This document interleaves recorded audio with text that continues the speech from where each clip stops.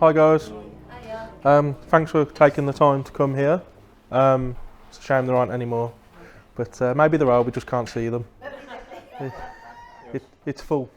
They like it like they don't have to pay, you see. Yeah, you wanna get them on that. You can make a killing. You can see this is about paranormal investigations, and it's an introduction. So basically, a while ago, I was part of a group who used to investigate the paranormal, and I used to get really irritated with people that would come along with us who would have this false illusion of what ghost hunting was, and it was mainly because they'd been watching programs on TV or they'd been, getting their information from things like that.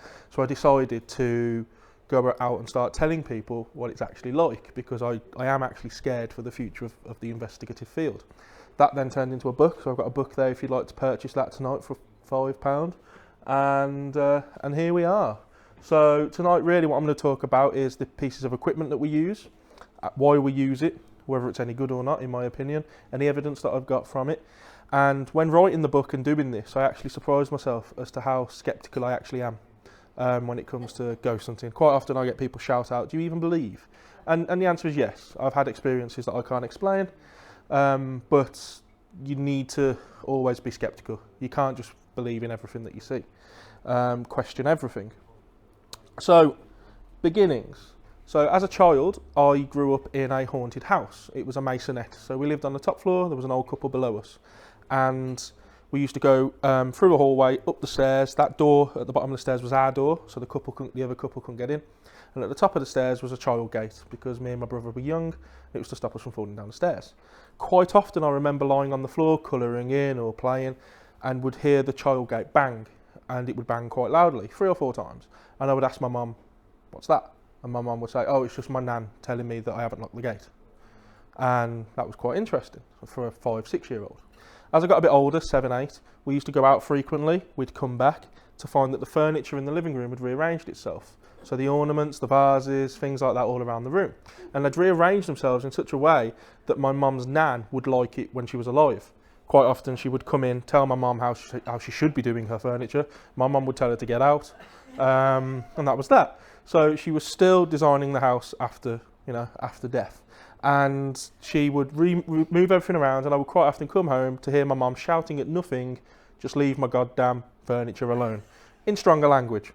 And as a child, it was quite interesting to see my mum shouting at something that wasn't me. And this something wasn't there. And I thought, well, what is it that's making my mum angry?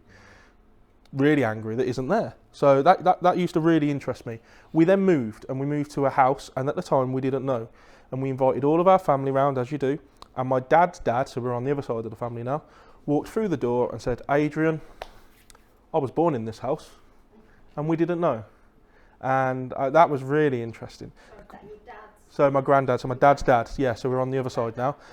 He was born in the very house that my mum and dad now live in. And what was interesting was the activity that is now in that house centres around my dad's family. So we believe that it is my dad's auntie that is there now. When she passed away, we took some of her furniture from her house, as families do, and my mum kept some ornaments, some candle holders and stuff. Quite often they move across the table on their own. And she had this unique smell. So she was a dinner lady, so she smelled of chip grease, and she smelled of cheap perfume. Really weird blend. And you can come down often in the morning and smell it, and you'll just kind of, hello Beryl, she's been there. It's a weird smell. And my mum's nan never followed her, and we believe it's because she didn't want to be stepping on my dad's family's toes, so she's kind of left it there. So growing up in these surroundings always used to pique my interest. I used to watch programs Strange But True, if anyone remembers that. Used to be on the TV. I think it was Michael Parkinson. Great program. I think they're all on YouTube if you can get them. They're brilliant. Scared myself to death. Couldn't sleep when I went to bed. So it was stuff, and it used to just interest me. However, as you get older, you'll all know, as you get older, your interests fall to the wayside because you have to get a job, you get a partner, your main concern now is keeping a roof over your head, basically, and trying to operate in this society. And therefore, your interests don't take the front page anymore. And that's what happened with me. And it got to the point where I had a really bad accident playing rugby, and I was wheelchair bound for 3 months. So I was sat at home, nothing to do but get fat, and I discovered Ancient Aliens. Everyone's heard of Ancient Aliens, stuff like that, yeah. So I watched that, and kind of reignited my passion for conspiracies, for the paranormal and stuff like that. So I started going back down that path slowly. And it was around that time that I had a UFO sighting. And it was a very up close and personal UFO sighting that was experienced with my brother. And it was a triangular craft. And it was in an area called Romsley. So I come from, tell by my accent, I come from the Black Country. So near Birmingham, not Birmingham. We don't like being called Brummies. But we're from the Black Country. And we were coming from this direction, which was Bromsgrove, after we'd been rugby training, over to Halesowen, where we come from. And as we come up this road here, this runs parallel with the M5, and you're always aware that the M5 is there, because you've got the bright lights, you've got the noise of the traffic, you know that it's there. But when we were about here, just off the map, this bright light just wasn't going away, and it was quite persistent. And I said to my brother, that's not the motorway. I don't know what that is, but it's not the motorway. As we got further up the road onto this picture, you can see the cluster of houses, and just after that there's a clearing where the trees clear, and we finally saw this light, and this light became a craft. And it had 2 lights on the back end corners, nothing in the middle, nothing at the front, just the back corners, and it was black. It was about the size of half a football pitch, and it was about 1,000 feet away and 1,000 feet up in the air, and this thing was monstrous. It was huge. And I stopped my car. It was about 9:45 on a night, so it was probably about as dark as it is now outside. And this is a busy lane. There were several country pubs up and down it. There's houses, as you can see. There's farmyards. It's a busy road. You normally pass cars, but during this period of time, 5 minutes or so, not one car passed us, and I find that interesting. And we sat there with nothing but the noise of my hazards clicking. I turned my engine off, and we watched it. And this thing just cruised at no more. If I'd have carried on at 30, I would have left it well behind. It was going that slow. You'd have been mistaken for thinking it was just hovering, but it was moving. And as we watched it for 5 minutes or so, we both started crying. Not ashamed to admit it. So 2 big, strong lads, just been playing rugby. We're now sat in the car crying like babies. And we don't know why. We can't explain it to this day. I think it was just the unknown. This thing was silent. You can hear a plane at 20,000 feet. You can hear a helicopter, a mile away or so. This thing, you could have heard a pin drop. Not a single sound was coming from this craft. You notice I'm not calling it alien, because I don't know. But it is a UFO by the definition. It was an unidentified flying object. I don't know what was in it or who was in it, but we didn't know what it was. And it's certainly something I'm not aware of in terms of airplanes that we've got in our RAF. So after watching it for several minutes, it kind of got back behind the trees over there, and we started up our engines and carried on driving. So just another view there. So that's the clearing you can just see there to the left of the house. That's where we saw it. Obviously it wasn't like that. That's just to show you the shape. And we pulled over just on the left there. And then it finally disappeared back behind these trees, and we carried on. That was it with the lights on the back. And obviously I got home. We were both visibly shook up to our parents, and my mum asked me what was up, and I told her what we'd seen. She didn't believe me. And my brother, who's not really into this kind of thing, said, no, we did just see this thing. And my mum kind of believed, it's a bit annoying actually, but she believed him. And but I think it's just because I'm into it, she probably thought I was exaggerating. But I was glad that my brother was there, because he backed this up. Now I'm not sure if any of you guys believe in synchronicity or coincidences and things like that. Yeah, the universe speaking to you, massively. In fact, I've had it the past week. You learn to take notice when it talks. Off the back of this was one of the biggest pieces of synchronicity I had. So I reported this to a guy in America called Antonio Paris, who put me in touch with a guy called Lawrence McNeil, who comes from Scotland. He was the UK investigator. Don't know where in Scotland, but miles away. And I used to have weekly Skype calls with him, so he could tell me, kind of what I'd seen, really, and I would tell him what I'd seen and give him drawings, and he was making a case study. And he, the one evening he called me, and I said, look, I can't talk for long, I'm off out for a lecture. He said, that's fine, I'm going out too. I said, okay. So we had about a 10-minute talk, and I just asked him, where are you going? He said, oh, I've got a lecture on 9/11. I said, oh, my lecture's on 9/11. He said, oh. I said, where are you going? He said, well, my sister's married to a guy from Birmingham, and he's got me tickets to a lecture. I said, oh. And about an hour later, I was stood at the bar with this guy, having a pint with him, telling him about my UFO experience to his face. And I just thought, wow. Now, the group that I went to, it turns out, is my local UFO group, Birmingham UFO group. And I then started going there regularly. And then I got asked if I would do a talk there, and that was my very first talk, which then led to my book, which then led to me doing this. And it's just an endless sequence of events that keep pushing you and pushing you in the right direction. And if any of you have this kind of thing, do listen to it, because it is most certainly the universe telling you you're on the right path. So that was my UFO experience, and it got me right back into the swing of things as far as as far as investigating the paranormal is concerned. Now, I don't know if you can see that very well. So what I started doing then, as I got into the conspiracy side of things as well, is I started watching people like David Icke, who we briefly spoke about.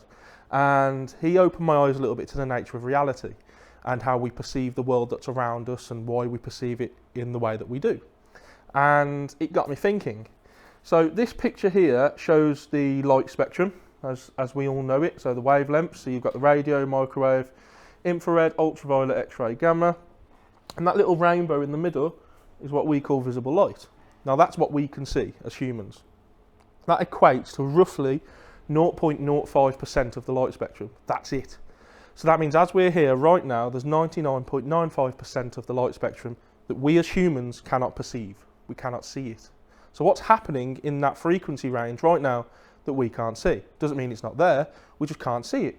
And this led me down the path of looking into the possibility that spirits are operating on alternate frequencies.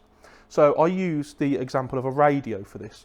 So when you're in your car and you tune into Radio 1, firstly, you've got really bad taste in music. And secondly, what you're doing is you're tuning that box into a frequency. You're picking up the wave that was always there, but now you're tuning into it. That doesn't mean that Radio 2 doesn't exist. Radio 2 is still there, you're just not tuning in. You then change it to Radio 2, Radio 1's still there, you're just not tuning in. Have you ever had it in your car where both frequencies intermingle? Or you get a mix-up of songs and then it goes back to normal? I propose that what's happened there is what happens with us when we see spirits, or we see UFOs, or we see Bigfoot. So what's happening is, for a second, our radio, or our brain, our decoder, has for a second tuned into a different frequency, and you have perceived something that was always there, you just couldn't see. So people say, well, the ghost was there 1 minute and then it just disappeared. Or Bigfoot walked behind the tree, but he didn't come out the other side. And I think he did come out the other side. You've just changed your frequency again and you're not seeing him. He did come out the other side. And the more I thought about this, the more it made sense. It just made perfect sense to me. However, what that would mean is things like aliens are no longer interplanetary, but they're actually interdimensional. And it would mean that things like Bigfoot and cryptids are actually interdimensional beings, and they're operating on different frequencies. So to use another example of that, if we lived in a block of flats, we're all operating within the same block of flats. We all live there, but we're all on different floors. So as a human race, we're operating, I don't know, on the 3rd floor. And Bigfoot's knocking around above you. You've got the Greys probably on ground 1, and you've got spirits on level 8. And you're all in the same block, and you know that you're all there because you hear each other. So the guy above you is playing his music too loud again, or he's moving his furniture around. You might cross paths ever so briefly in the elevator, but ultimately you can't interact with them because you're on different floors of the flat. And that's what's happening in this world. And I, again, propose that mediums and psychics have an ability, almost like a digital radio. They can tune into frequencies that we can't. And maybe we can, we're just told that we can't. That's a possibility. So we have children. Children who will say they can see a dead relative, or they can see their granddad who died 10 years before they were born, but they can describe him perfectly. And what happens then as an adult? You tell that child, it's an imaginary friend, it's not really there, you're being stupid, you're being silly. And then you keep telling it that, to the point where next time his granddad walks in, he says, I can't look at you because you're not real. And he shuts it down.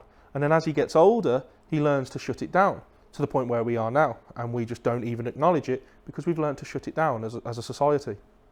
So is there any questions on that, really? I mean, it's... Because what I found, just a bit of humour. I mean, again, animals. So how many people have cats or dogs and they will sit staring into the corner, or they'll growl at something that you can't see, it's not there. But, it's, what are you growling at? But cats and some animals, so let's say reptiles, can see within the infrared spectrum. And that's because of evolution. So they need to be able to see at night so they can hunt, so they can hunt their prey. But what that means is they're now seeing into the spectrum that we can't see. So it's very, very possible that they are seeing things that we can't see. Very possible. And I think that's what's happening when you see these animals act like that. I mean, we used to have a dog quite frequently would run out of the kitchen and sit in the doorway growling into the kitchen for about 5 minutes until he finally relaxed and went back into bed. And don't know what it was, but he just used to do it every now and then. So as I got into this, I decided, right, it's time to actually go and hunt some ghosts. So my wife was very kind enough, she hates this thing, but she was very kind enough to pay and take me on a local ghost hunt. So we went to Dudley Castle, which is in Dudley, and it's part of the zoo. So we got to go up to the castle, really great place, and it was with one of the big groups. Is anyone familiar with the groups that currently operate ghost hunts around the UK? No? Sorry, what was that? I was just asking if anyone's ever been on a ghost hunt around the UK. Or... No? Okay. So at the moment there are, I'll come on to it in a minute, but there are several groups around the UK who are taking up the market share of ghost hunting. And it was with one of these guys. And we went and we did some ghost hunting. We used the normal equipment, and they had a medium with them. And I've got nothing against mediums. I've got some close friends who do have certain abilities. And I'm not saying that this one in particular was a sham, but she certainly made you see things, and she made you feel things, and she made sure that you had a good time as a paying guest. She made sure that you experienced what they wanted you to experience, and you went home happy. I didn't go home happy. I went home annoyed, because I don't want to be told what to see. I want to be left on my own and experience what I want to experience myself. So we went home. I then paid, the wife didn't come with me, because like I say, she's not into it. I went on another, I went on another, I went on several. And none of them really ticked any boxes for me. It just used to annoy the hell out of me until I finally settled with a group who I'm with now. Seventh Sense Paranormal, look them up. And I went with them several times, and they finally asked me to become one of their team members. And the reason I liked them was because they used to just let you do your own thing. So what I found about other groups was they'd say, right, so before we start, a man got his leg crushed over there, and a guy had a heart attack over there, and I'd be careful of that room over there because people often complain that it's cold. And what they're doing, whether they mean to or not, is planting it in your head. So you'll walk past and you go, oh, my leg hurts. Oh, it's because that guy had his leg crushed. And when they're putting it in your mind. What this group that I'm with now did was let you walk around, you'd say what you wanted to say, they'd write it down, and at the end they'd say, remember when you complained about that heart, you felt your chest was hurting? That's because it was over there, and we've got records of a man suffering from a heart attack. And you'd sit there and you'd go, wow, that's cool. But we'd let you experience it first, and then we'd tell you what you'd experienced, and that's the right way to do it. So that's why I stuck with that group and still with them to this day. But then what happened was I kind of got back to watching the TV programmes. So we all know about these programmes. How many of you have watched these? Some of them, yeah? Yeah? Do you like them? I'm aware of them, I've never actually watched them. Okay, it's not a bad thing. So what these are... Partly because it's television and I don't want to be told yeah. through a medium that I know can be fictionalised. Yeah, you're absolutely right. You're right. And that's the thing with this. Some of these programmes actually start with, this is for entertainment purposes only. And if a programme starts with that, you just don't believe anything that follows. That's the kind of thing that Coronation Street says at the start. And that's what it is. It's the entertainment industry. Now, these guys make money off you guys watching their TV shows. So if these TV shows were boring and nothing was happening, which is most of the time on ghost hunts actually, you're sitting in the dark, trying not to fall asleep, making sure that your stomach doesn't grumble. And that's what ghost hunting is. But these guys, if you watch these, you'd be, mistaken for believing that every second was activity. Possessions, things flying off the table, buckets falling over, stones being thrown at your head. And, if you watch them and you come on our investigations, that's what happens. People come, and after half hour, we've actually had people say, can we go? Because nothing's really happening. You're half hour in. But that's today's day and age. So they watch programs like this, they have to be on Facebook every 10 minutes, and they don't have the brain capacity or the attention span to just sit in a room, for an hour and just listen to silence. Now what these guys do is they rely on you guys, and if it's a boring program and if nothing happens, you don't watch, and if you don't watch, they don't get renewed for a second series, they lose their jobs, they don't get paid money. So what do they have to do? They have to trick and they have to lie.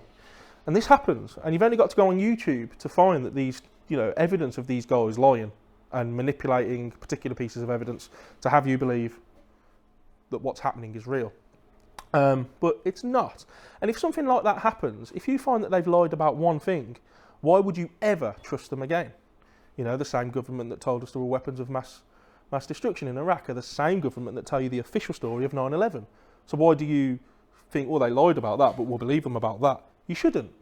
And it's the same with this, slightly off topic. So if you see a bit of evidence that suggests that they're manipulating, then to me that suggests that it's all manipulated. But they have to, because these guys will have producers above them telling them, you know, you've got to make it entertaining. Now, I actually spoke to a guy, I host a podcast, and we interviewed a guy the other day who's worked on Bigfoot documentaries and Finding Bigfoot, quite a famous documentary. And he said that the paradigm on that programme was, we cannot find Bigfoot. That's what the producers told them. We can't find Bigfoot.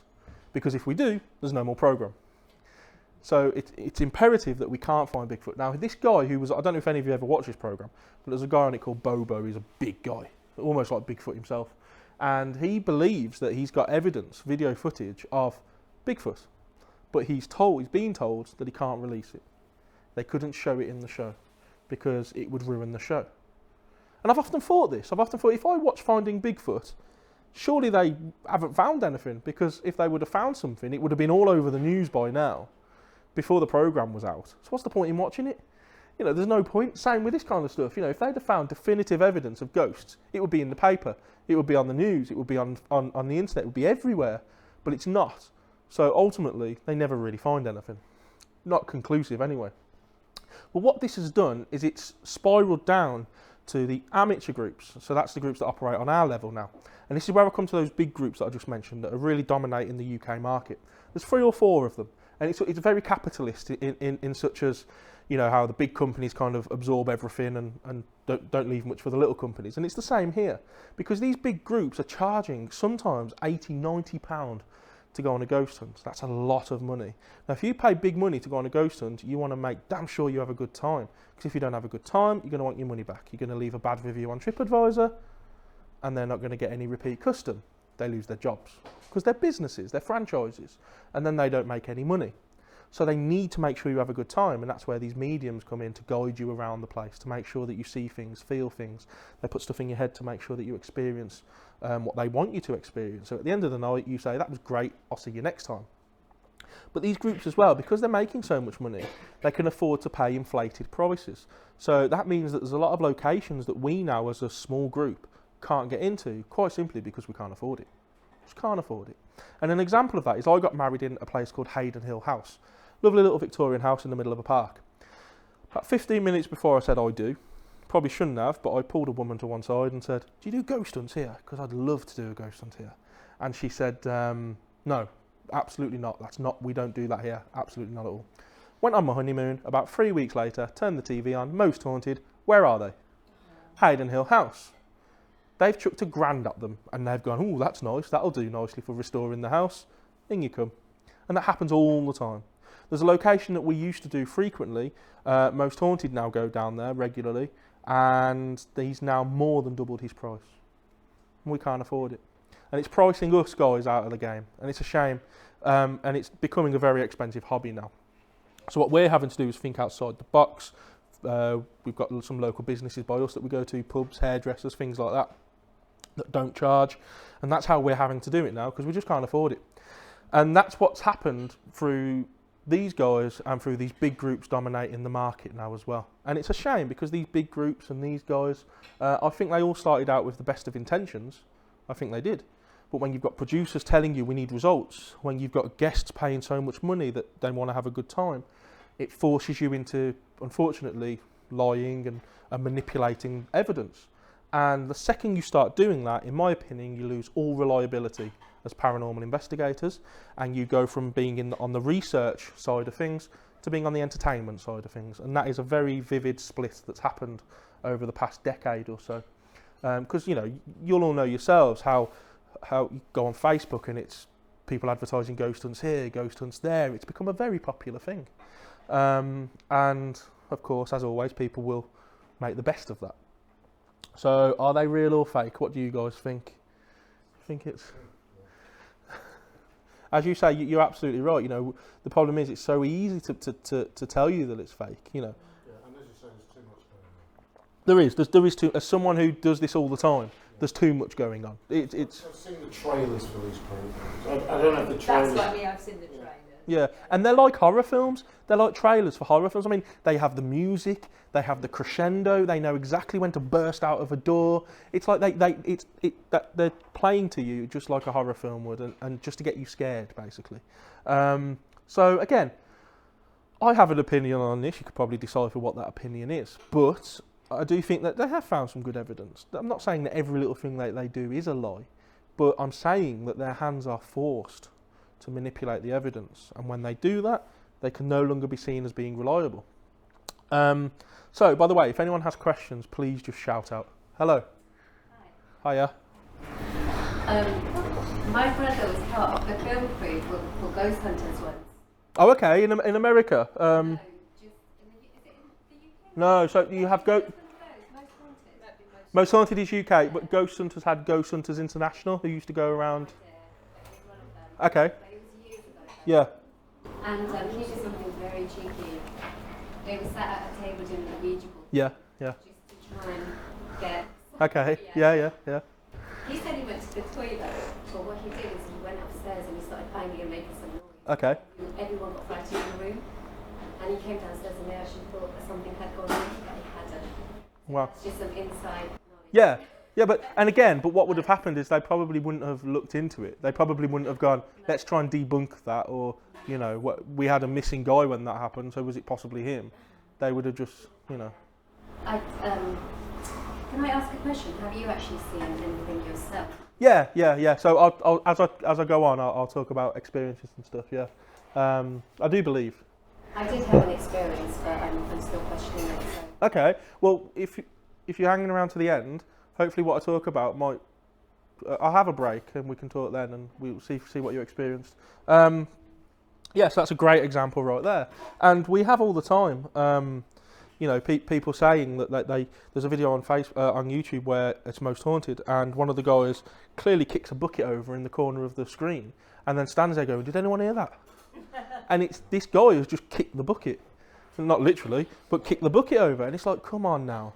And when you see stuff like that, it becomes laughable. So yeah, please just shout out any questions. So I'm going to start talking through pieces of equipment now that we use. And I've brought a select few here, just to show you guys. It's always good to show. So, has anyone ever been on an investigation? I know some of you said you haven't ever been on one. So this is going to be pretty new to you guys. Okay. So this is an EMF meter, or a K2 meter. And this is the first thing in anyone's paranormal toolkit. Why? Because Most Haunted use it. That's why. Simple as that. People have seen that it's on telly, so they get it. If you ask a lot of people, why do you use it? What does it actually do? They say, I don't know. Yvette Fielding uses it, so I brought it. And the thing is with that they normally stick, I mean, this is a proper working man's one, but they normally stick Ghost Hunter on the back, and they can charge 50 quid for it. Literally saw one of these on Amazon the other day for 50 quid. That cost me £6. It's the same thing. So what it is EMF, we all know what that is, electromagnetic field, also known as a K2 meter, and it is used to measure the electromagnetic field that is around us.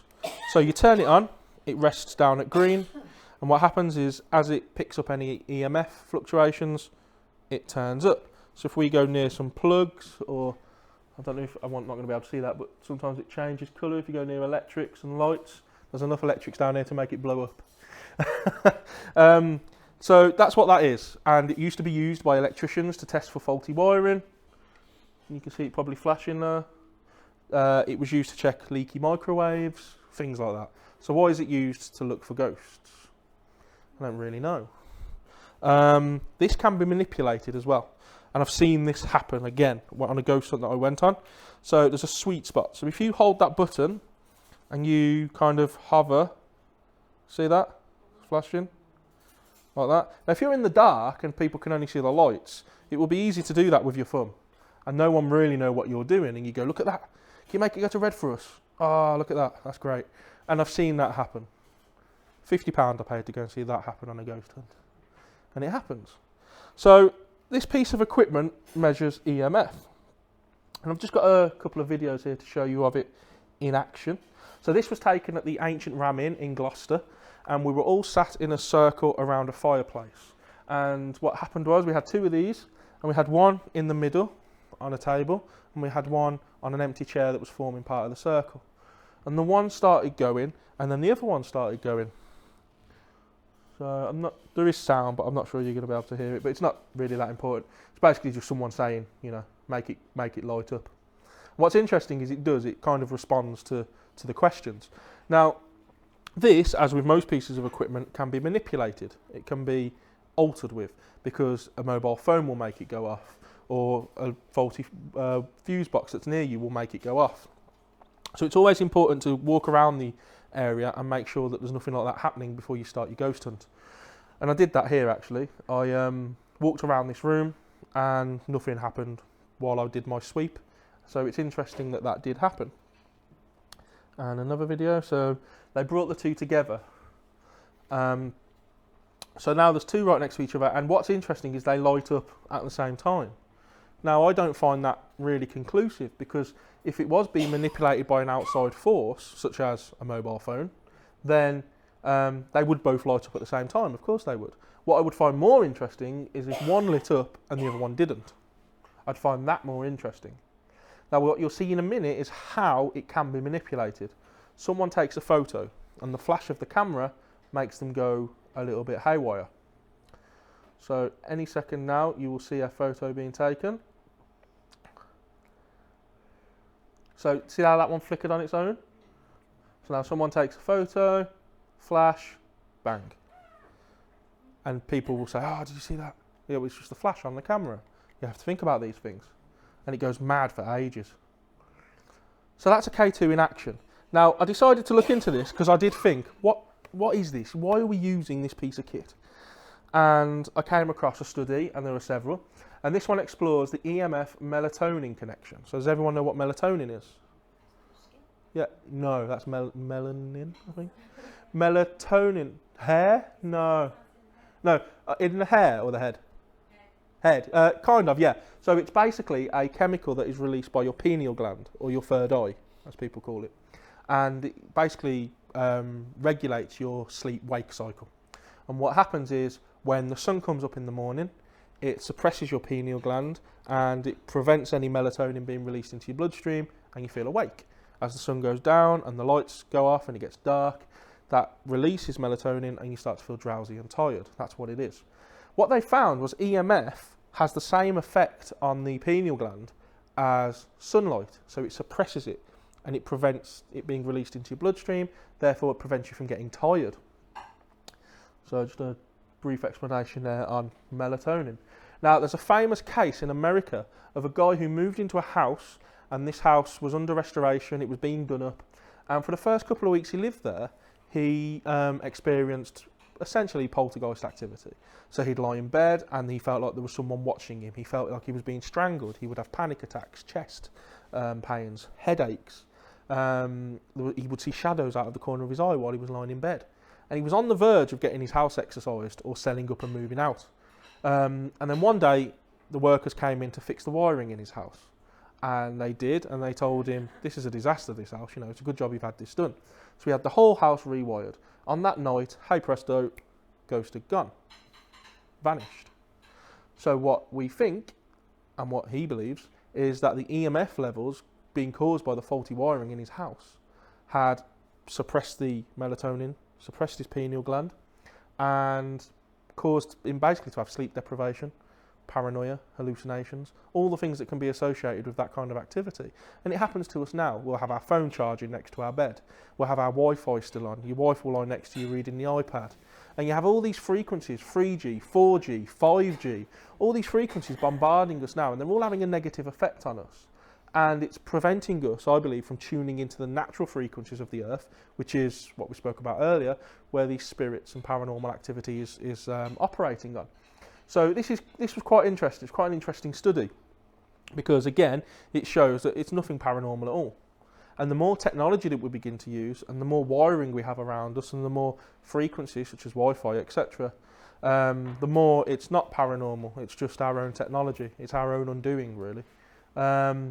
So yeah, any questions on EMF or the K2 meter? Anything? Actually, Sure. I'm just having thoughts quite now because I think I sleep with my phone and my tablet far too close to my head. There's a thing called orgonite. You can get orgonite, and they make them in nice little pyramids. And if you put those in your house, I know a lot of people that have them next to their smart meters. And shungite. Yes. Shungite Yes. as well. Yeah. And it basically absorbs these frequencies. Yeah, sure. Yeah. So just one thing about going back to the the electromagnetic spectrum. Yeah. Okay. Some people say that I know that the myth about the rainbow is 7 colours of the rainbow, but some people can see 8, 9, or 10 colours. Yeah. Of the rainbow. Yeah. And actually, I think some people see double rainbows with their paint everywhere. So some people can tune into the light spectrum, which is just above. Yeah, and that's potentially what mediums are doing, or psychics. So, I mean, when you talk about rainbow, so colour and things like that, all colour is frequency, and it's different lengths of frequency. I can never remember, but red is the shortest or the longest. Yeah, and that's why it grabs our attention. They use it as stop signs and things like that. I think it is the shortest, but don't quote me on it. And what that means is, so your brain has been decoded to see these frequencies, or manipulated to decode these frequencies as colours. Now, if you're colourblind, I've got a friend who's colourblind, and I will often, at work, and I'll often make a spreadsheet, make it nice and coloured, and he'll come to me and say, what colour's that? And what colour's that? And I'll say, it's green, and he'll say, looks orange. And so in his universe, in his mind, it is orange. That's how he's decoding it. Who's right and who's wrong? No one. Because in his universe, he's seeing it as orange, and I'm seeing it as green. And that's just how we manipulate. So when I talk to you now, I'm not saying these words to you, I'm literally barking at you. There's vibrational noises coming out of my voice box, and it's coming into your mind, and your ears are decoding it, and you're hearing what I'm saying. If I spoke to you in Spanish, I would presume that you wouldn't understand what I was saying. That's because your brain hasn't been manipulated to decode those particular frequencies. And it's the same with what we see. So people say, well, if we make our own universe and we make our own frequencies, then why can we all see this object here? Well, that's because that is a point of attention. It is a frequency point of attention. And it's the same as if I went home and logged onto Facebook and you went home and logged onto Facebook, we'd both be tuning into the same frequency and seeing the same thing. That's what we're doing here. We're both tuning in and seeing it. Now, David Icke tells a story, I'm not sure how true it is, but it's interesting, gets a point across. A story about a guy who went to see a hypnotist, and he was there with his daughter, and he said to this guy, can you see your daughter? He said, yeah, there she is, she's sitting on the front row. And he said, okay, fine. Did his thing with him, and basically manipulated his mind to now not be able to see his daughter. So he said, right, who are you here with tonight? He said, my daughter. He said, can you see her? And he went, she's there. And looking around. He said, no, I can't see her. He said, are you sure? He's going, no, she's not here. He could now no longer see her. So what he'd done was blocked that particular part of his brain to tune into that frequency, because us as humans are all operating at a frequency. We're just a bunch of atoms vibrating to a particular frequency, a particular energy, to form this shape. We've all seen those videos of sand on a table where they change the frequency and the sand forms nice little symmetrical patterns. That's what we're doing now. I'm vibrating at a particular frequency. Here I am. So's the table, so's the laptop, so's the drum kit, and that's basically what the universe is. Now, if you can manipulate those frequencies, you can manipulate form, and you can manipulate what you see. And this is where it gets very conspiratorial. So people can say, you know, if you use that analogy, people at the top of the pyramid know how this actually works, then they can manipulate what you see and what you hear and how you perceive the world. Just, again, slightly off topic. Yeah, so I'll talk to you about the orgonite after. It's quite interesting. So the next thing on the list is a human pendulum. So we all know what a pendulum is. I've brought mine tonight, amethyst. Lovely little piece. And what a lot of people do, it's a form of dowsing really, but they hold a pendulum and they ask for a yes or no answer, and they might get a yes, and they might get a no. By the way, it's that easy to manipulate. What this does is it uses the human body instead of using a pendulum. So we've got a volunteer here, and he stood up. We've got a circle of people around, obviously just to observe. We have a person in front and a person behind for health and safety, and we relax him. We don't hypnotise him. We're not Paul McKenna. We just relax them. And at 1:30 in the morning, that's dead easy to do. We've had people snoring while stood up doing this. Quite funny. Once he's relaxed, we ask for a spirit to start interacting with us. Give us a yes answer, and they might move forwards, or they might move backwards. Then we'll say, give us a no answer. They always go in the opposite direction, always. We have some people go sideways, but it's very rare. It's normally forwards and back. Once we've got a definitive yes and no, we start asking questions. Are you male? Are you female?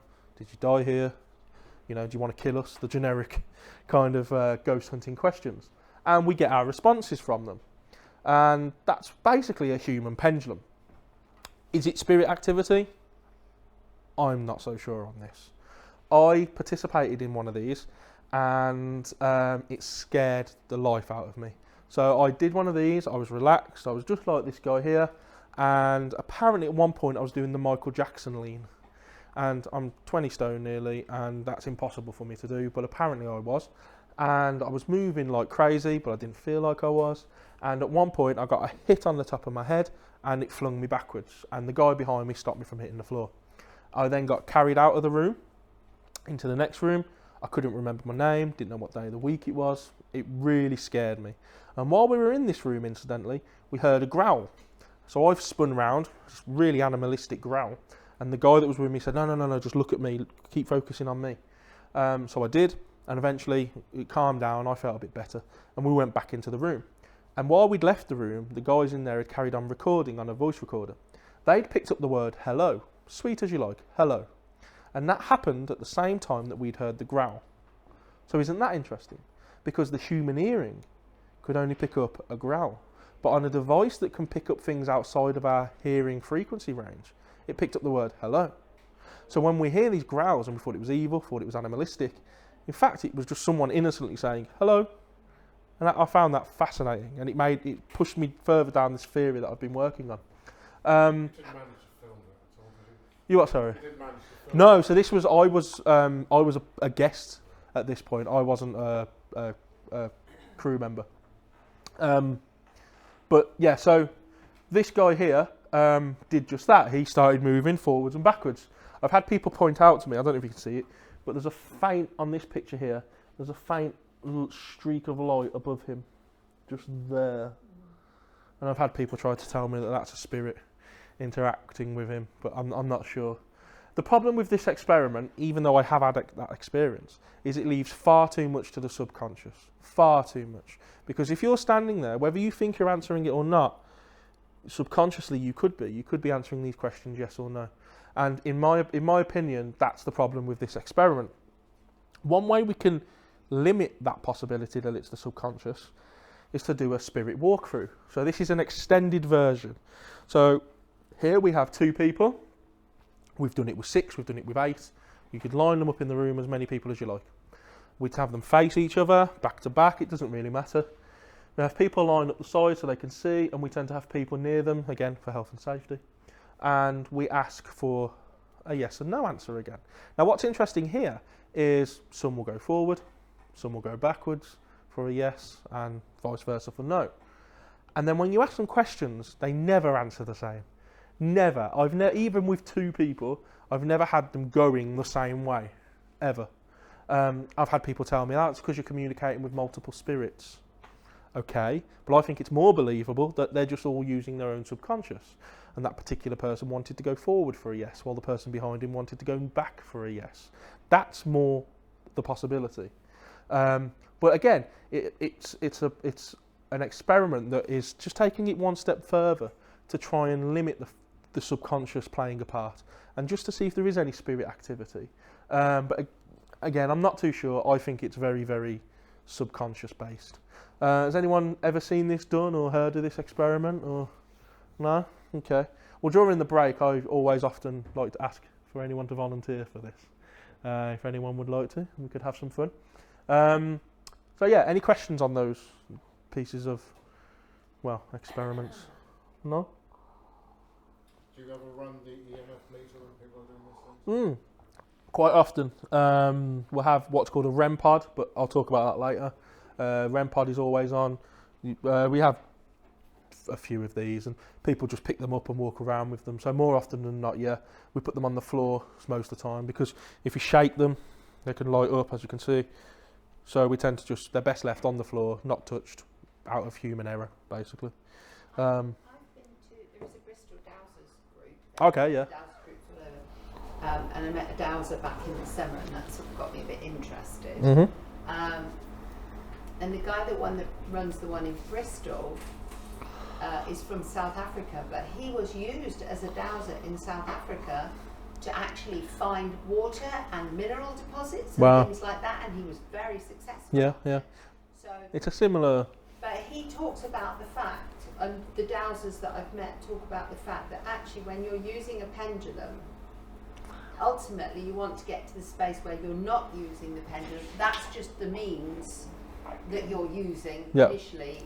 Actually, after a while, you come so that you can actually feel it and know it. Yeah, yourself. the energy yourself. Yeah. Because they're saying that basically is another part of you that's not in this physical spectrum that does know stuff and can sense it, and they're tapping into that. So if you like, you could call it your subconscious or whatever. So Yeah, the external force I'd probably call consciousness. kind of just, but it's to switch that off and use another method, and then eventually get to the point where you just know. You just know. Yourself, Yeah. Because you don't need the pendulum. Yeah, that's interesting. Quite Yeah, interesting. yeah, and I guess this is an early form, an early stage of doing that. Yeah. Not so developed.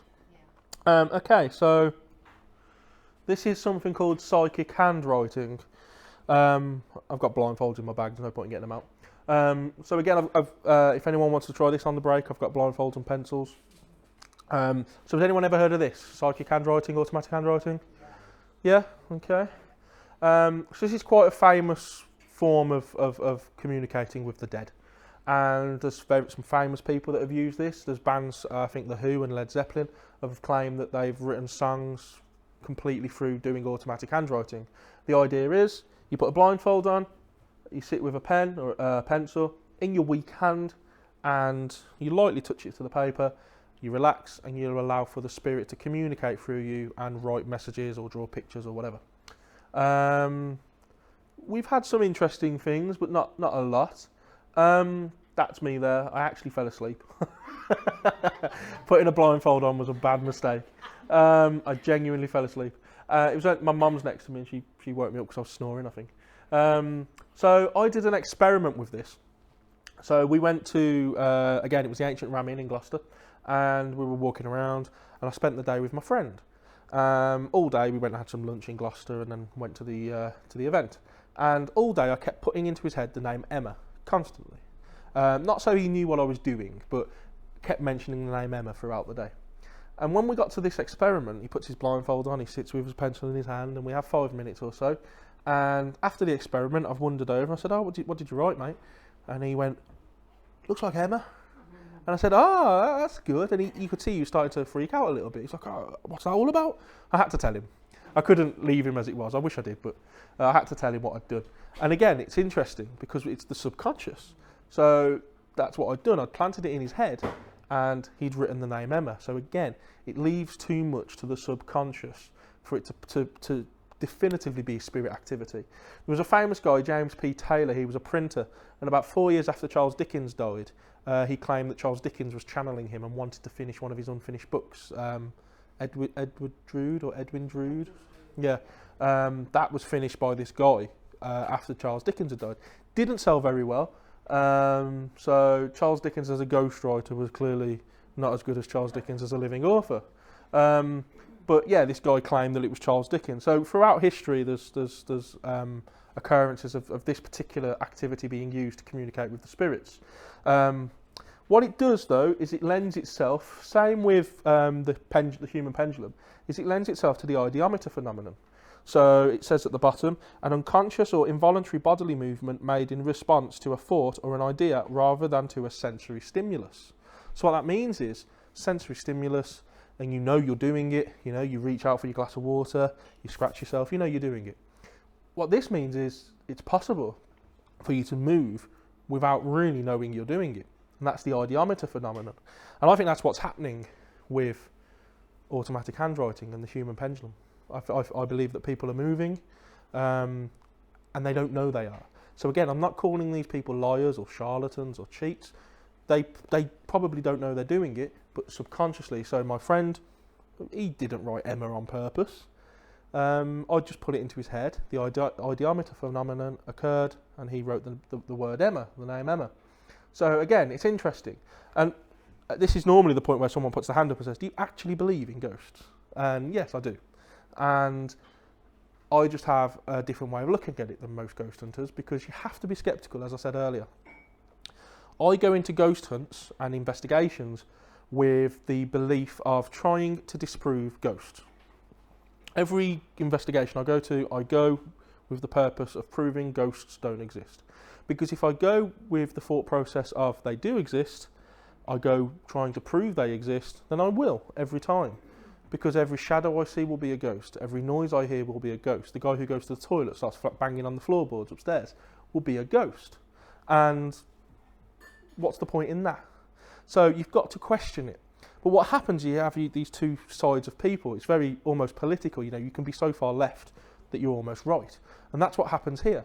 You can have the people that believe everything, every single thing they see is a ghost. And you have people who a ghost could walk up to them, slap them in the face, and they would still say, no, I don't believe in ghosts. They're both as bad as each other. These guys will laugh at these guys, and these guys will laugh at these guys, but they're both as bad as each other. What you need to do is sit on the fence. I know it's quite a cliche, but you have to sit on the fence. And you have to judge every occurrence as it happens.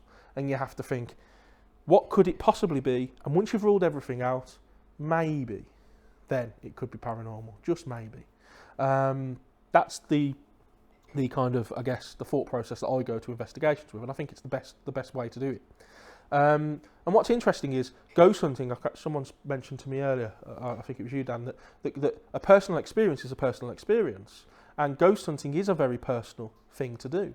And it doesn't matter what any piece of equipment that you use. The best piece of equipment you can use is this, the human body, because ultimately you can trust yourself more than you can any piece of equipment. Could have faulty batteries. Could be being affected by outside sources. You just don't know. But what happens with yourself is you know. So if you know you've seen something, you know you can trust yourself. If you tell someone you saw something and you didn't, well, that's your problem. You've got to go to bed that night knowing that you've lied to yourself. That's fine. But if you genuinely see something, it's very personal. And if someone tells you, no, that's rubbish, you didn't see it because I didn't see it, then that's rubbish, and I hate that kind of attitude. I've been on an investigation, stood next to someone who is swearing blind they can see a shadow passing the doorway. And I'm stood next to him going, I can't see a thing. It's just a doorway. Is he a liar? No. Am I blind? No. He's just possibly tuning into that frequency that I can't. And he is seeing something. And it's very, very possible. You're listening to Radio 1. Yeah, and he's listening to radio too, and he's seeing it. That's exactly it. And that doesn't mean that he's lying, and it doesn't mean I'm lying. It's just a very personal experience. And what happens is with all these gadgets and all this kind of, oh, you're not seeing that because I didn't see it. It takes the personal experience away from ghost hunting, I find, and that's what it is. It's very personal. So before I kind of cut for a break. One experiment we did to help back up this theory that I have is we went into a room and we had some EMF generators, and we started to flood the room with EMF, with frequencies, high frequencies, low frequencies, and we had a radio scanner and we kept tuning it into all these different frequencies to see if we could pick anything up. We had the EMF meter, we had a REM pod, which I'll talk about later, and we had all the other pieces of equipment, and we asked questions for 15 minutes and nothing happened. Nothing happened at all. And I got quite frustrated because I was like, hang on, I wanted this to prove myself right. I'm quite annoyed about this. So we turned everything off, and as we were leaving the room, so what we've done there is we've emptied the room of the frequencies, we've turned it off. As we were leaving the room, this thing shot up to red. The REM pod started going mad, and we started getting a lot of activity. And I think what we'd done is we'd blocked that particular spirit or spirits from operating on their frequency because we'd flooded it with other frequencies. You try to get into the kitchen at a party and you can't because everyone's in there. So I'll come back later. And I think that's what had happened. I think he got to the doorway and gone, oh, okay. And then when we emptied it, it allowed him to come in on his frequency and begin to talk to us and communicate with us. And again, it just made me think, maybe I'm on the right path here with this frequency theory. Quite an interesting experiment, because ultimately what we do is we look for new ways of finding ghosts. And I find what's happened across the field mainly is it's become very stale. And we're still using this and we have been for years, and no one really knows why or what it does, or even if it's accurate or not, but we still use it. And I feel that we need to start getting away from this, and we need to start thinking of new ways to experiment, of new theories, and not be scared of theories, because, you know, everyone had a theory to begin with, and it turned out to be what happens. And I think that's what we need to start doing. Yeah, so I'm going to stop for a break now, because I've spoke for quite a bit, and then if you've got any questions or anything, just let me know. Okay, so thanks for sticking around. Haven't lost anyone. That's good. On to the next piece of equipment. Spirit board. So I have one here. Just a Ouija board. I tend not to call it a Ouija board because Ouija is a trademarked name by Hasbro, which is the gaming company. So they actually trademarked the term Ouija board. And of course, Ouija is just French and German for yes, yes, we are. That's what people used to do, try and get a yes from a spirit. Yeah. Yeah. So we tend to call it a spirit board, not because we will get copyrighted from Hasbro, but just because it is a spirit board. And the problem with Ouija is there's so much negativity associated with it. So I often get a Ouija board out at a talk, and people will literally move backwards. I've seen them shuffle back on their chair because, you're putting a Ouija board at me. The problem is it's literally nothing more than a piece of wood with some letters on. That's all it is. It's a tool or a form of communication for a spirit to be able to talk to us. I mean, we all know how a Ouija board works. Has everyone done one? No? As a kid? No? No, the problem is, because of things such as Hollywood and the media and things like that, it's got a bit of a bad rep. And I understand why. I've never had a... Sorry. I had some friends who did actually use that, and they said they opened up a portal. Okay. And when they finished, they did whatever they did to close it. One of the ladies later on, she said that every time they went into a room, it was freezing cold, and then they discovered that something was open. So how did they know they'd opened a portal? I don't know. Okay. But she didn't recognise it until later on. Okay. And then she discovered later that something must have been Yeah. open without So they let realising. something in. Yeah, it's possible. I've had people. It's quite a divisive piece of equipment. You know, a lot of people love it, people hate it. If we're on an investigation, I've had people literally leave the room when we're doing it because they don't want to be in the same room. My mum, when I used to live with my mum, used to go mad when she found out that I got it in the house because she didn't want it in the house. And I appreciate it. I understand that point of view. But I've never had a negative experience on one. And like I say, for me, it's the same as this or any other piece of equipment. It's a tool. We've cut pieces of paper, letters out of pieces of paper, made a circle on a table, and it still works. We've just used a glass and asked for a yes answer, it's moved. We've asked for a no answer, it's moved. And we do it like that. So it's not the board. The board isn't a portal to hell itself. It's just a piece of wood with letters on. So we've had some really good stuff with this. It's one of my favourite pieces of equipment. And one story, or one experience we had with this, we were in Smethwick swimming baths, so not far from where we live. And a lot of experiences at this place.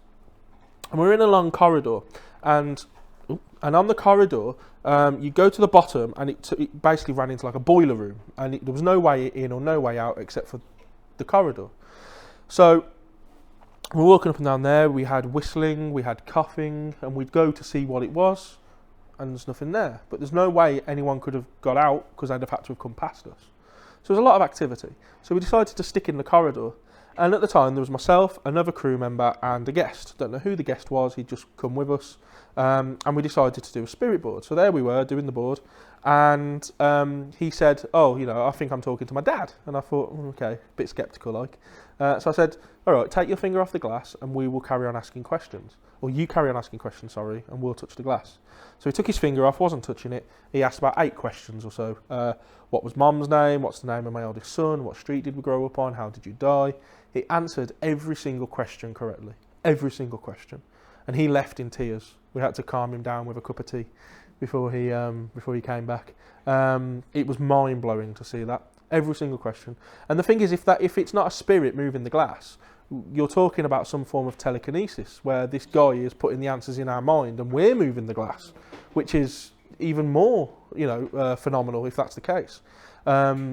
So when we do it, I tend to ask for the guys who are participating to touch the glass or the planchette, which is the wooden piece that we use sometimes, to touch it with the back of their nail with their little finger, just like that, because it's harder to push the glass. You can try it yourselves, your nail just slides across the glass, you can't really get a grip on it. Again, it's just a way of limiting the possibility that someone is doing it themselves. And if you've ever done it, and you've done it with other people, it's quite easy to know when someone's actually moving the glass, actually. Because what we tend to do is we warm up the board, and we push the glass around the board, and you can tell that people are pushing the glass. People are trying to keep the finger on it. Sometimes we push it too hard and it falls over. But when the glass starts to move free-flowingly, it's amazing. It's so fluid, it's so free, and sometimes you're having to keep up with the glass because it's moving at such a speed, and you think that's not anyone pushing that, And when you're with 3 or 4 people and they're your close friends and you trust these guys, you think no one's doing this on purpose. This has to be, there's something to this.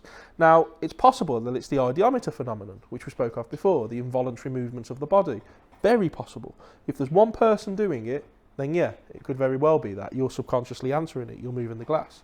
But when you've got 5 or 6 people doing it, and you're all suffering from the ideomotor effect, that becomes a little bit less believable. Because if I want to subconsciously move the glass to the letter J, and someone else wants to move it to H, and she wants to move it to B, what's going to happen is you're going to have some kind of internal struggle where the glass is just going to be vibrating because you're all trying to push it one way or the other. That never happens. It just flows from one to the next. And it's really nice. It sounds weird, but it's quite a nice experience. It always makes me feel a bit strange. So we've had... We wrote a word on an envelope, put it in the envelope, asked for it to tell us what was in the envelope, and I'd written the word orange, and it spelt out colour, which is quite interesting. I told it was wrong because I meant the fruit. So I was like, you're nowhere near. I meant orange, the fruit. But again, interesting. They picked colour. I'd written orange, and You said that was wrong. no, I was joking. Yeah. Just wait for Yeah. the lightning bolts to come. Yeah. I was saying, no, I meant the fruit, mate. Not the colour. But yeah, so that was interesting. And we've got an investigation coming up soon, and I plan on making the people that are doing it wear blindfolds, just to see if the glass still spells it. So I'm going to ask them to put blindfolds on. I will turn the board around, so the opposite way to how they last saw it, in case they've memorised where the letters are. And I want to see what happens then. Are they going to spell anything? I don't know. It'll be interesting. Part of me is scared to do stuff like that, because when it doesn't work, it's kind of like, oh, so there's no ghosts. But it's also part of my job to prove that it is the human mind, it is the human subconscious, and it isn't spirits. So you have to do these things. You can't just not do it because you're afraid that it will wreck your belief system, because how many times does that happen across the world? People don't want to face up to the truth or the facts because it doesn't fit in with their belief system.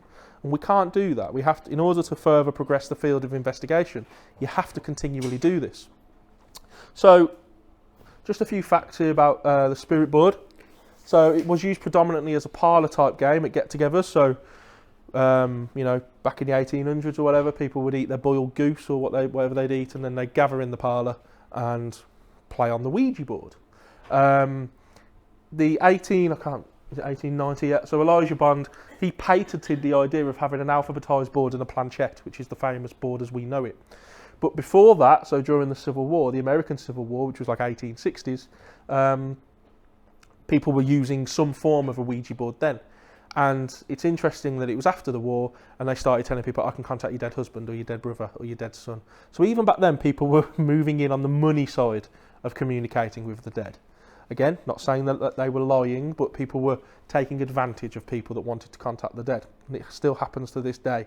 Opposed by Catholic churches as well as other religions, because they believe it has a negative effect on people, such as demonic possession. Which, again, possibly, I've never had a bad experience, but I do understand that point of view. You'll notice here that board, it's being lit by a UV torch. I have one here. Little tip for anyone that uses UV, don't put it on in your kitchen or your bathroom, because you're going to find unsightly stains. I put this on in the kitchen and my wife had kittens. She was like, God, I thought this kitchen was clean. Clearly not.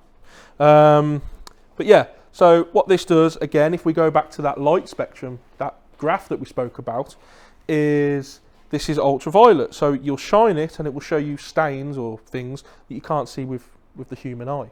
So it's just another tool that allows you to see outside of our light spectrum.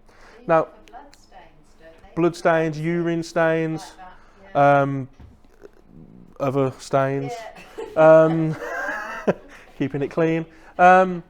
It's believed, there's been some research into this, that ultraviolet light is actually where positive energy lives and positive spirits, and that the infrared spectrum is where negativity lives.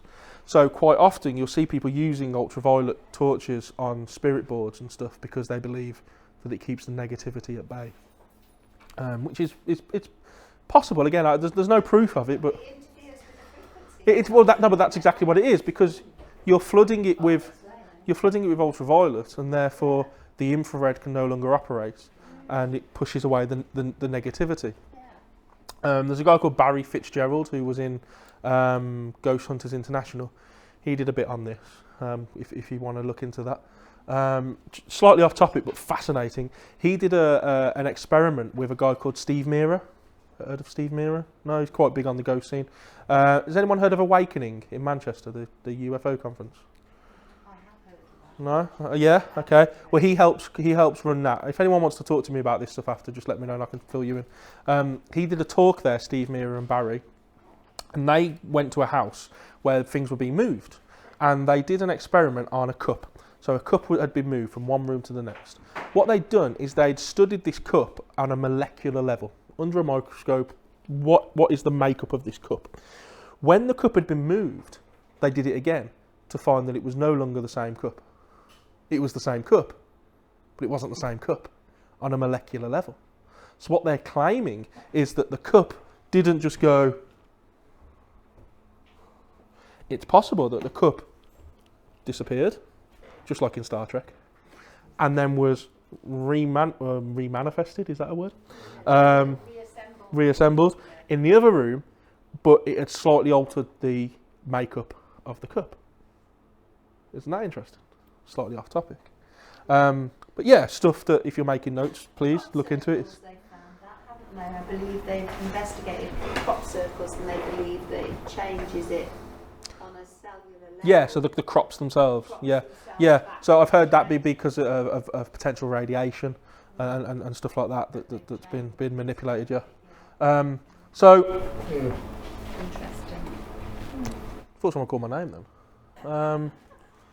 I have to listen back to that on the recording, see if someone called my name. Okay, so here's just a brief video of a spirit board being used. This was in my local pub. Did you have a scooter, mobility scooter? Oh, I know him. Did he used to park it outside? Oh, did you have a mobility scooter? Yes, he was very sure about that. Very sure about that. I knew it. So how do you feel about this, communicating with someone who...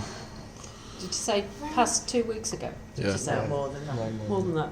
Ask him how he died, How did you die, Jim? if he can spell it. If you could spell it out.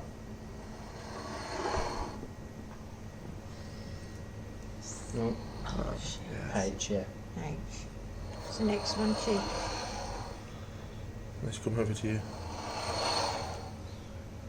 A, E, E. Is that right? We're going there, yeah? Yeah. It's along the right lines. Okay. Yeah. Right, say thank you. Thank you. Okay, thank you, Jim. Thank you. That'll do. Thank you, Jim. Right.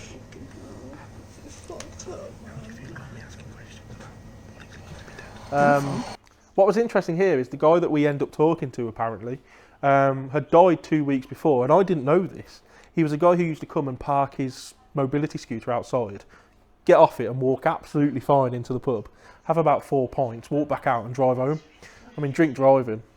But he spelt out his name and told us how he died, which was heart attack, and it was absolutely right. And I didn't know at the time he'd died. But you can see here that this glass is moving as freely as you like when it does.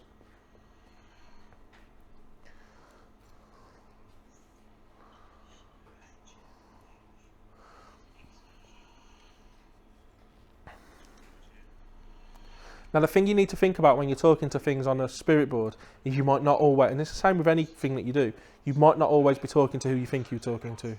It's very easy for a spirit to lie or manipulate to you what they want you to think. And the reason is because you can't see them, you don't really know who they are. So one thing I always tell someone when you're doing it, and if you do this yourself, never answer for them.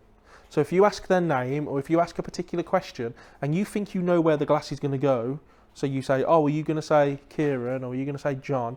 Don't do it, because they could just go, okay, yeah. And then they've got you then. They're John or they're Kieran. Never do that. Let them fully answer what they're going to say so you know what who you're talking to. We have a guy, a spirit, an entity, a frequency, that follows us around, calls himself Jack. Very, very rude man. He comes across on the spirit box, I'll talk about later. He's come across on the board. He uses the W word, he uses the C word. He's called one of our members an obese woman. A very nasty guy. But he often cheats and lies to us. And one example was he came across as an 11-year-old girl called Jackie. And at the time we never clicked. We just, oh, Jackie, 11-year-old girl. And we asked, you know, what's your name? Where'd you come from? Did your family live here? And it was answering until it eventually spelled out dickheads.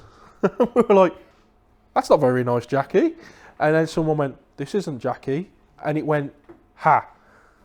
And we were like, is this Jack? Yes. And then it started, the woman that asked that question, he then spelled obese woman, which wasn't very nice. And we have him quite a lot. But again, it's just an example of how they can lie to you and tell you that there's something that they're not. Another thing to try and remember when you do boards and when you get frustrated that things aren't answering you and spelling things is if you're talking to a child, they might not be able to spell. So you're asking them to spell their name, and if they're a 3 or 4 year old, they can't spell their name. And if you're talking to someone that's older than 200 years old, they probably were illiterate and they can't spell their name, they can't spell. So you're asking these questions and they just go around the board going, this is just, you know, it's like Chinese to me. So if that ever happens, try and revert back to yes and no questions. Just try and get back to the basics, and they might, you know, show them, you know, that's a yes, that's a no, answer my question. And you might get somewhere then. Just don't get frustrated, because you never know who you're talking to or what you're talking to and how what their situation is. And again, when we're waving these pieces of equipment in their face and we're saying, you know, oh, come and make this gadget light up. They don't know what a gadget is if they're 300 years old. They don't know what a camera is. They don't know what an EMF meter is.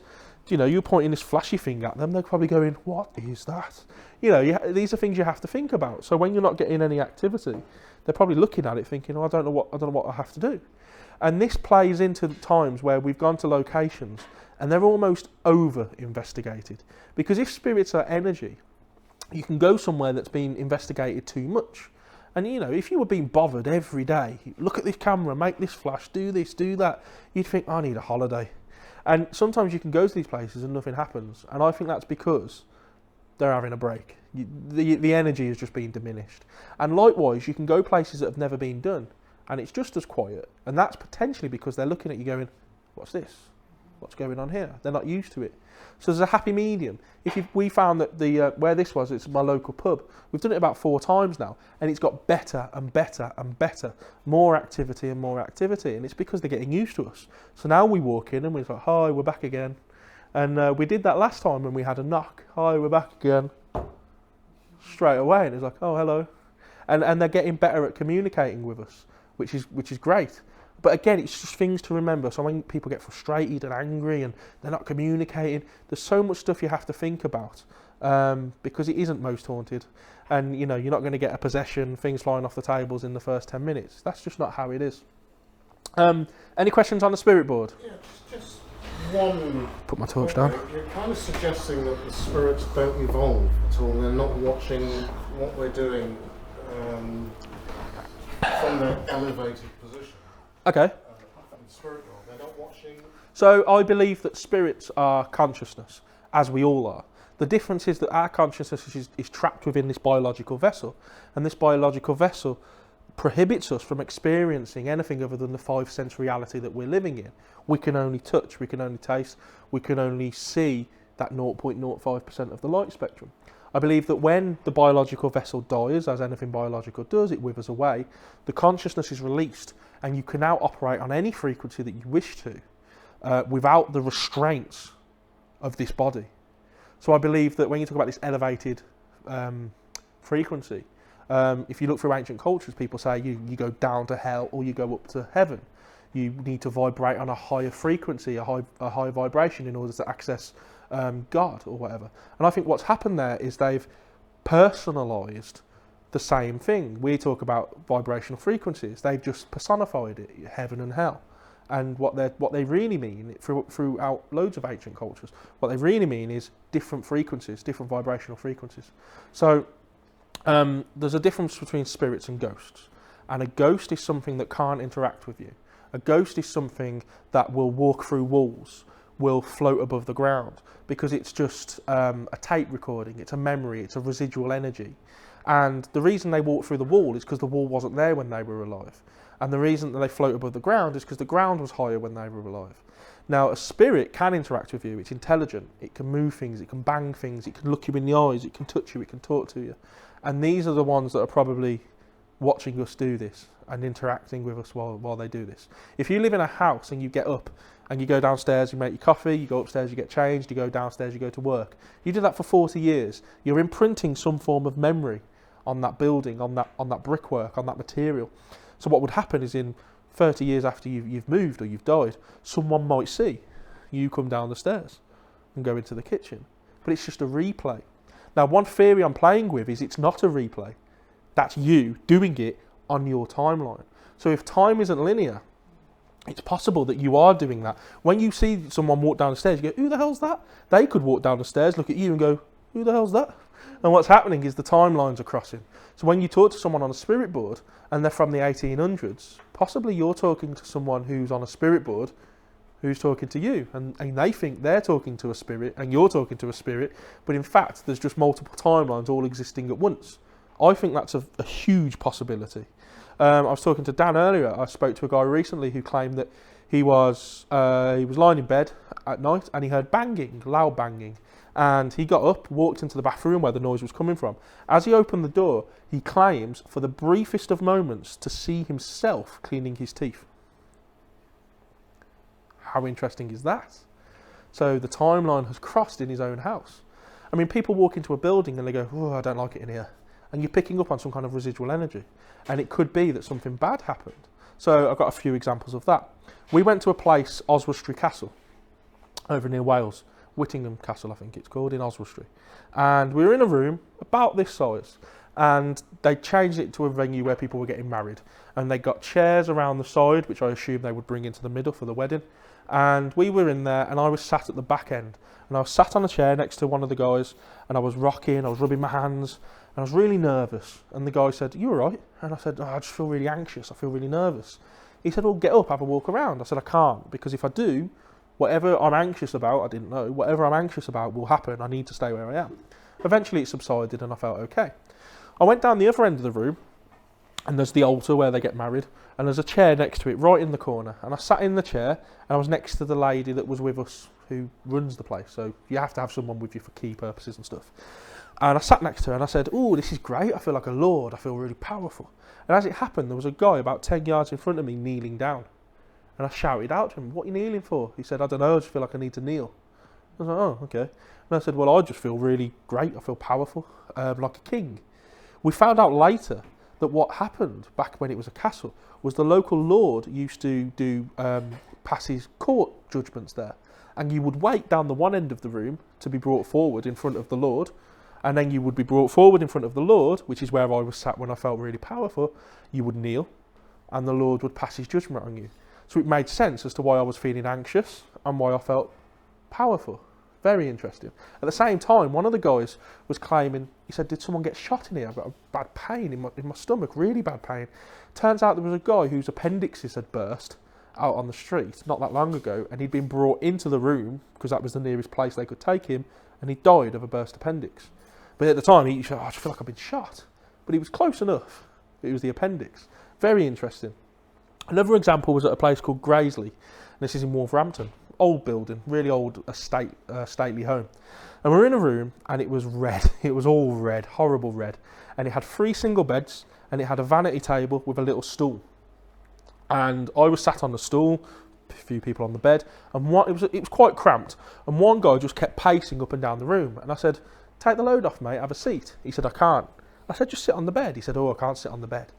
I said, okay. I said, let's swap then. I'll sit on the bed, you sit on the stool. He said, all right. Within 5 seconds of sitting on the bed, I was crying, screaming, and I remember asking for a gun.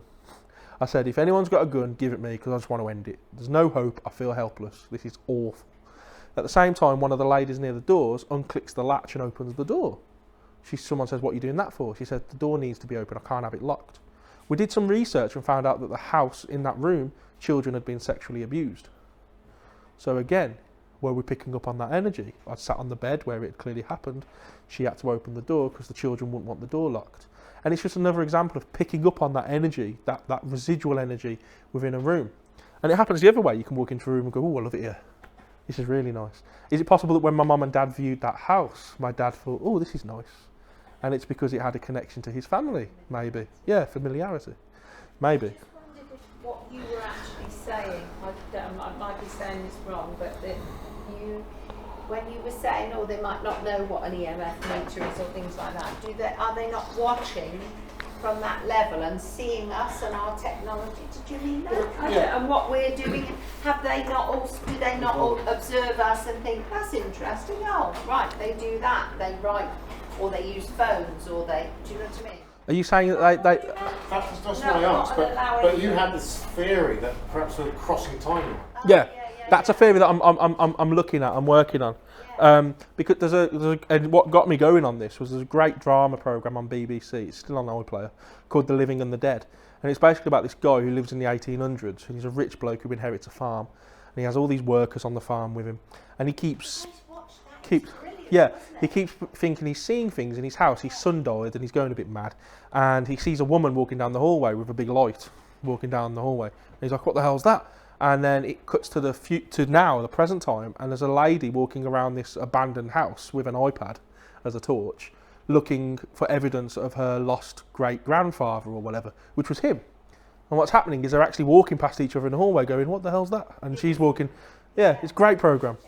And that got me thinking, is that a possibility, maybe? Was that the guy, the one who played Merlin? That's him, yeah, the skinny guy, yeah. Really good programme, so I recommend that to anyone. But it certainly got me thinking that that's a possibility.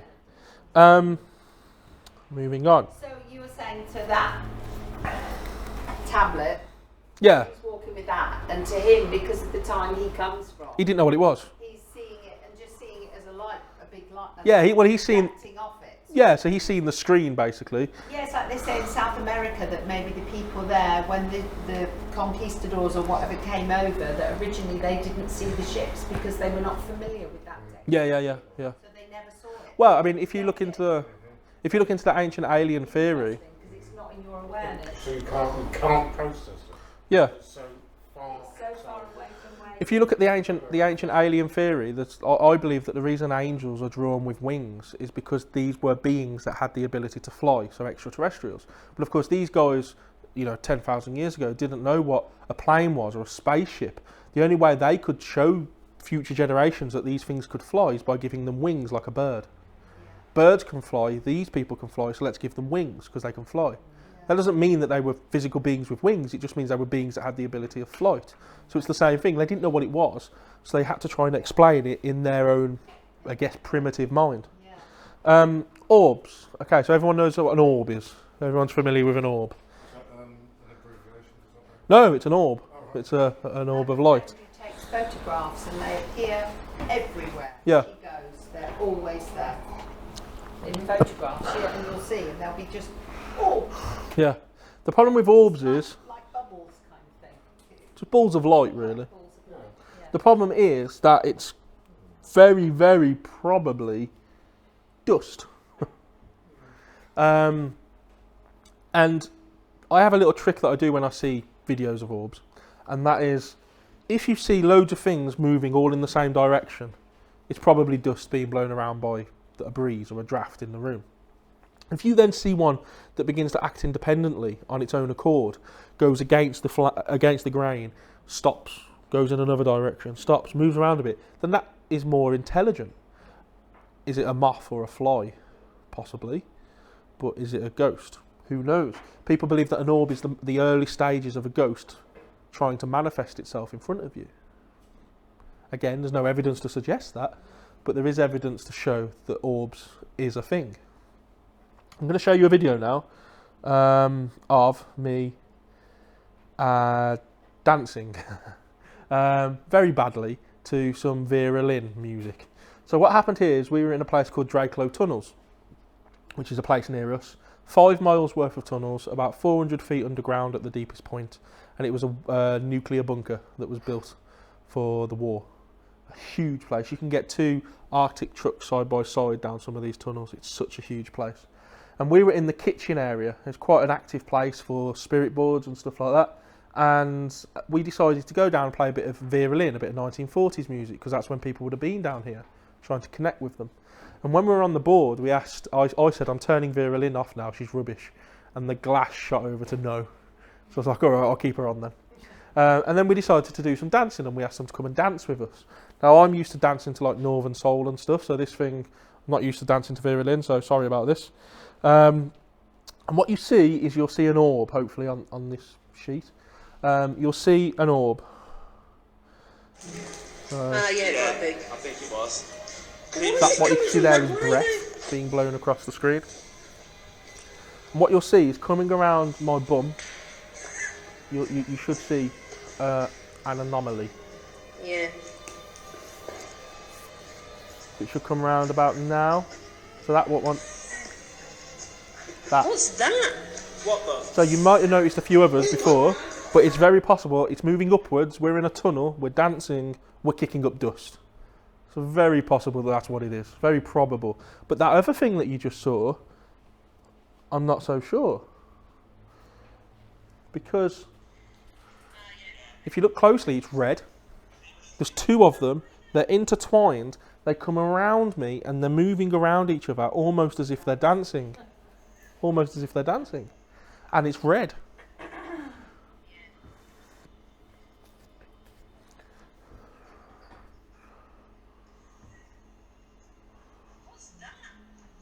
If anyone wants to see that a bit closer, come towards the end and I'll show you on the screen. And you can actually see the 2 orbs intertwined as they come round. It's very interesting. And there were 2 people there, sat there, one with a camera, one without. And the one guy claimed that he could see it with his eyes. He wasn't looking through the phone at the time. He saw it with his eyes.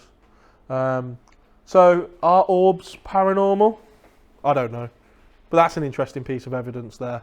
I have people that show me a video and it's got some, what I think is dust. And they go, look, ghost, ghost, ghost, ghost. And it doesn't cross their mind to question it. They just think that it's a ghost. And to these kind of people, you kind of just have to say, oh yeah, okay. Because you can't, if you say no, no, no, again, it shocks their belief system and they don't like it. But you don't know for sure anyway, do you? You don't know, and that's the thing. If I knew the answers, I wouldn't be here. I normally say, if you come for answers, then sorry, don't really have any. Okay, so the next piece of equipment is a spirit box. So has anyone ever heard of this? Spirit box, ghost box, Frank's box, named after the guy that started it. So, you know what it is, you know how it works? Yeah, okay. Do you like it? Have you used it? Have you? Annoying? The noise? Yeah. I just don't know whether it's just picking up local radio stations. No, but it is. That's the point. Like, when I'm with people, they go, oh yeah, did you hear that? And it's like, well, I don't know. I'm just not convinced by it. Okay. Well, so for those that don't know, a spirit box is basically a radio scanner. So when you're in your car, you'll tune your radio, so you push a button and it gets a bit of white noise. It finds the station. You listen to your station. What this does, by manipulating the what's called the sweep speed, basically the sweep rate. So you can have it at 300 milliseconds, 250 milliseconds. It will scan through all the frequencies, but it will only ever stop on it for that millisecond that you've chosen before moving on to the next station. So it has an ability taken out of it that means it stays on the station that you find. So what you hear is like a lot of white noise with the occasional between the noise, and it is quite annoying. I find it quite therapeutic actually. I sleep with like a rain app on my phone. Which makes me sleep better, and I think it's quite similar. Bit of white noise, yeah. It's not the Calm app, is it? The what? Calm. No, well, since we had the There's an app with since we had the baby a few weeks ago, we started off with the womb sound, and we've progressed to like rain now. But I kept waking up in like the fetal position. Like, so I'm regressing here. This is weird. So it sweeps through the stations, and the idea is that a spirit uses these frequencies. So we're back at that again, frequencies. The spirit uses these frequencies to communicate with you. It picks words from the different stations to talk to you. Now I've had a very, very strange personal experience with one of these, which I will tell you about. So my nan died, and we were all around our mum and dad's house the next morning, all the family, and my granddad asked me and my brother to go and move the furniture back. So we'd got the bed downstairs, the table upstairs. He wanted it all changed. So we said, yeah, of course. So we went down and we started moving everything around. She died about 7 hours or so before, not long. And while we were doing it, my brother said, do you think she's here? And I said, I don't know. Like, I haven't really thought about it. And he said, well, shall we ask? Now, as every good ghost investigator does, I had one of these in my car. And I nipped out and I said, I'll just go and get the spirit box. So came back into the house, waving it around. And, Nan, are you here? And we got what sounded like a yes. But for the people that have heard it before, it's very easy to get something that sounds like a yes. Short, stabby words. And you think, oh, that said yes. So I said, oh, okay. I said, Nan, are you here? And we got yes. And I thought, okay, fine, we'll go with it. And I said, Nan, Grandad's not here at the moment. He's at Mum and Dad's. And we heard Raymond, which was my granddad's name.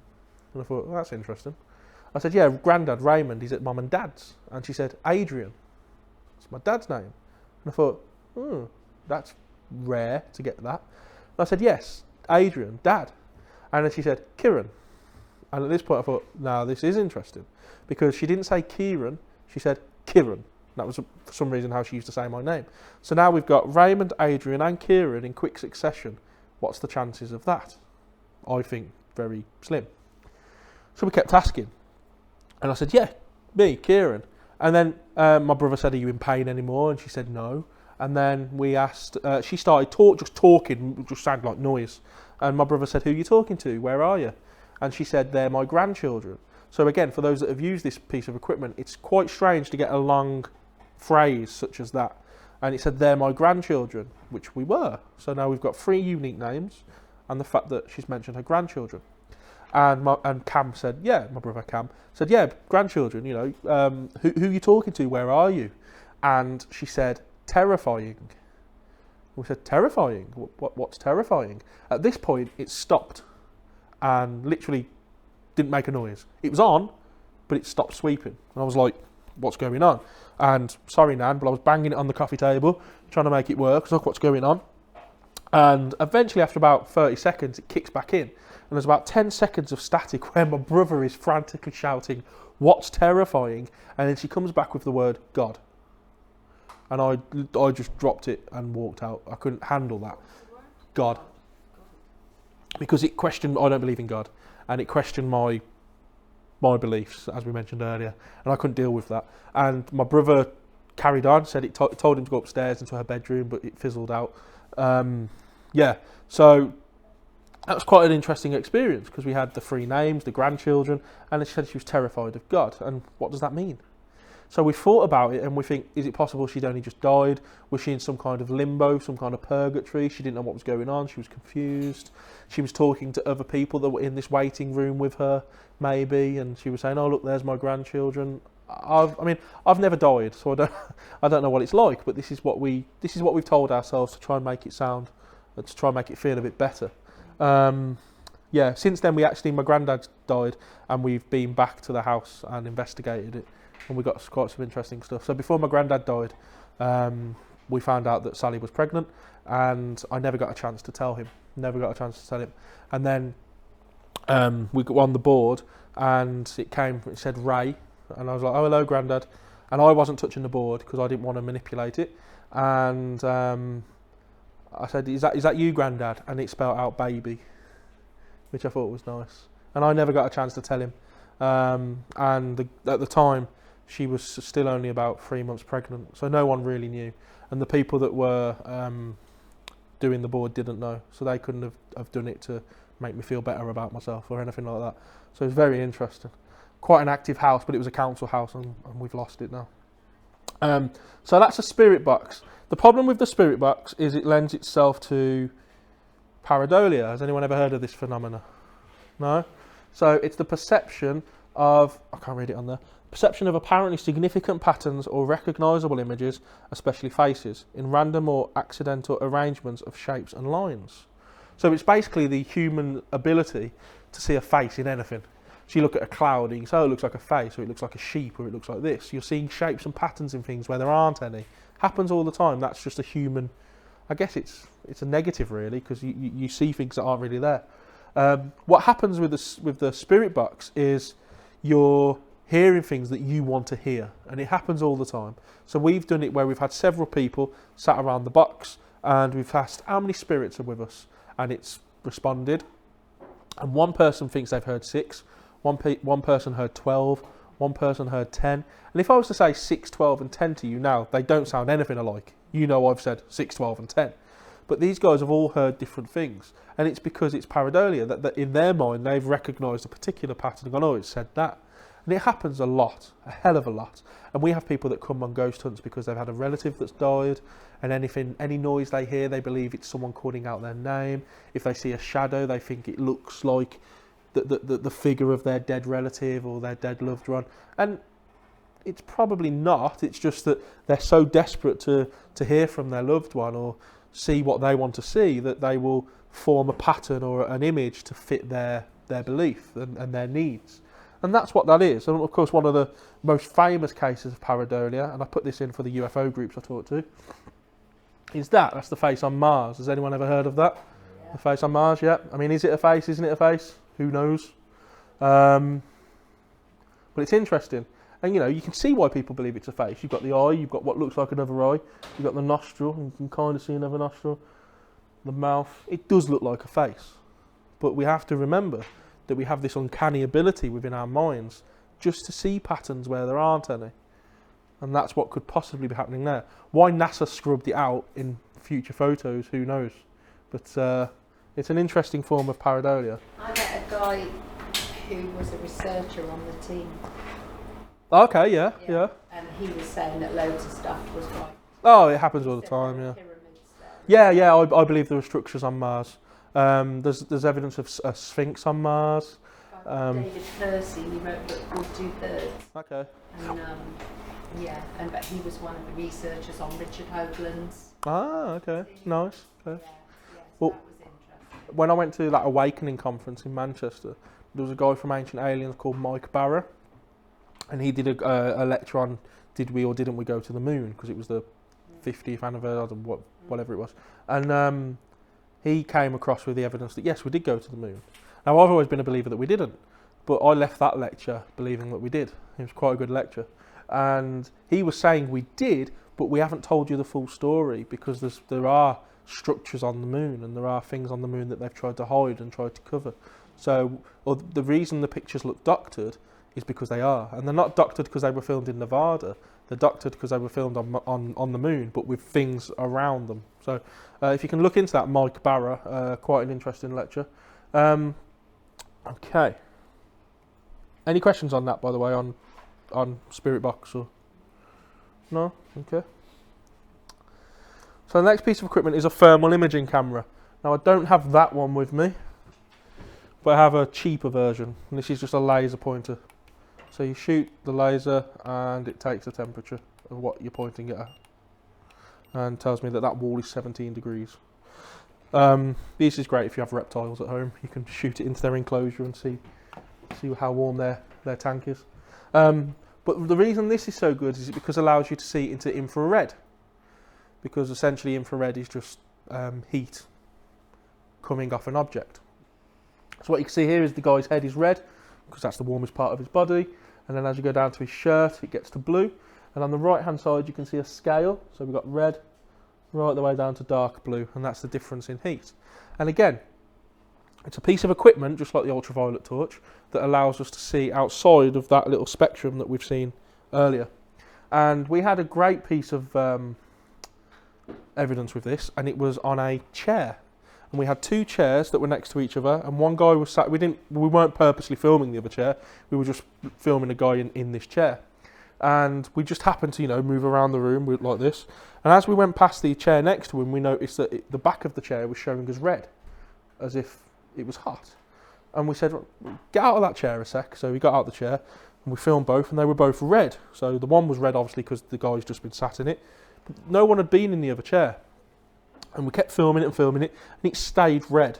And then we left, we went away, we walked around for a bit. We came back, and the chair where the guy had been sat before was now cold. It wasn't showing on the scale. And the chair next to him was also showing cold. So whatever was in there had got up and left when we'd left, probably. But what it showed us, what that allowed us to see, was what we wouldn't see with our eyes. Because when you look at the chair, when you guys get up in a minute, we won't see that you've been sat in the chair. We can't see that. But it's there. That is there. So when you get mediums, say they can see auras or colours and things that are there. It's quite simple. I'm not saying that that's what an aura is, but I imagine it's the same. If you were to look at me now through that camera, that's how I'd look. But because I don't look like it now to your human eyes, it doesn't mean that that's not how I look. So again, it's something that's happening in alternate frequencies that our eyes just can't perceive. But that's ultimately what's happening to all of us right now. So it's a great piece of kit. It's very expensive, hence why people tend to use the cheaper version. So when people say, "Oh, there's a cold spot here," or my hand feels cold, I feel like someone's touching my leg, it's a great piece of equipment for that, because you can go, "Oh yeah, your hand is blue," or there's people that have claimed to have captured figures on it, proper figures, and when you look through another camera there's nothing there, but through this camera there is. So that's interesting. Again, the more you pay for it, the more you get. There are ones where you can take pictures and it stores it to an SD card, so if you think you've got something, take a picture. But like I say, you're talking £200+ for these kind of pieces of equipment, so they're quite rare for the amateur groups. But it's just another way for us to be able to see into spectrums like this. So I know the young lady there wanted to see this. So this was, we spoke about this at the start, but it just reminds us about what that camera allows us to see. So for the lady's benefit. So this is basically the light spectrum. So you've got like your radio, your microwave, you're coming up to your infrared, and then as the wavelengths get shorter, into ultraviolet, X-ray and gamma ray. And it basically just shows how the atoms are structured within each. And the idea is that little rainbow pattern there, that's visible light. So that's what we can see. And that amounts to roughly 0.05% of the light spectrum. Everything else amounts to about 99.95%. There's no pictures in my book, but I talk about this. Yeah. Yeah. Would have cost a bit more to put. So to your left, would that be all lower frequencies? Yeah, that's the point, yeah. So longer frequencies, yeah. So that's why I mentioned earlier, people believe that negative entities operate within the infrared range and positive energies operate within the ultraviolet range. I've seen no evidence of it, but that's why people tend to put ultraviolet lights on spirit boards and stuff.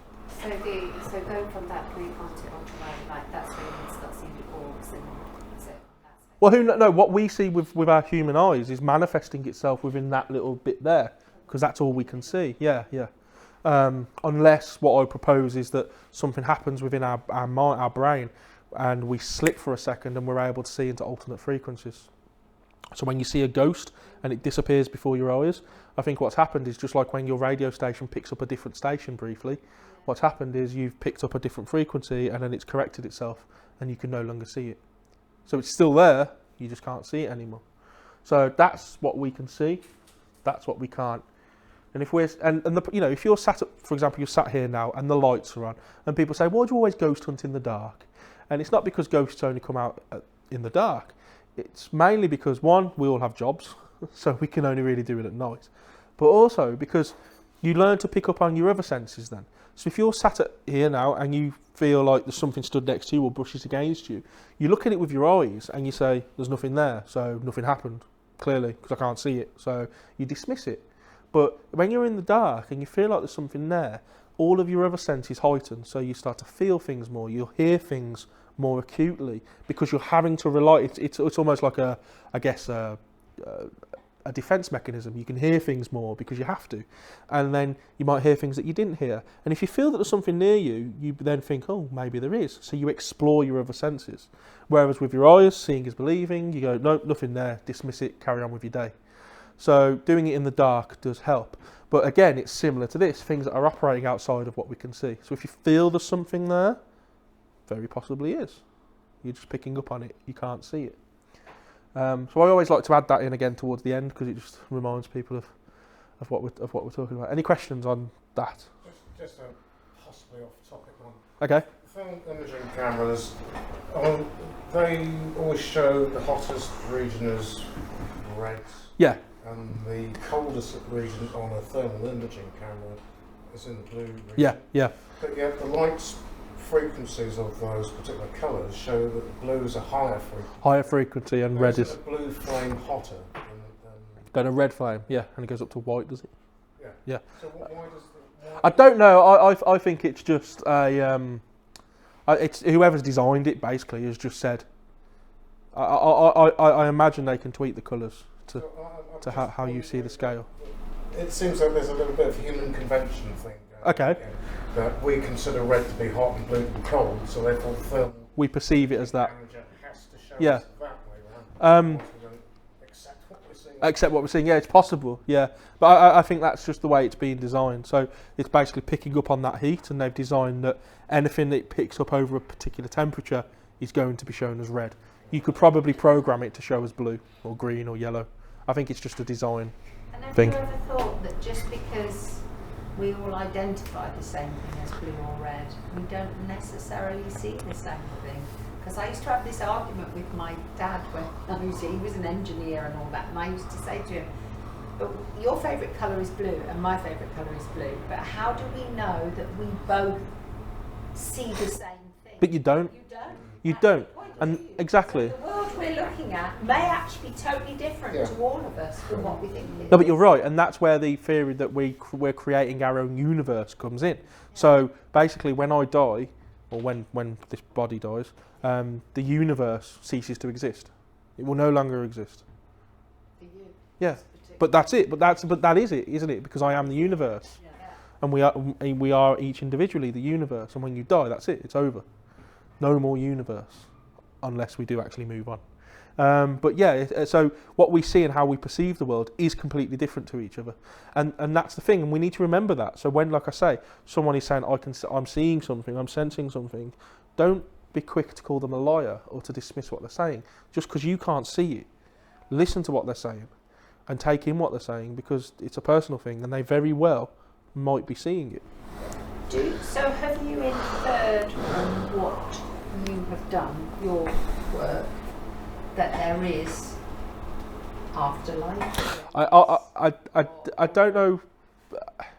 I have a different opinion. So you know when I say I don't believe in God, I don't believe in God in the sense that it's a man with a beard, sitting up there on a cloud.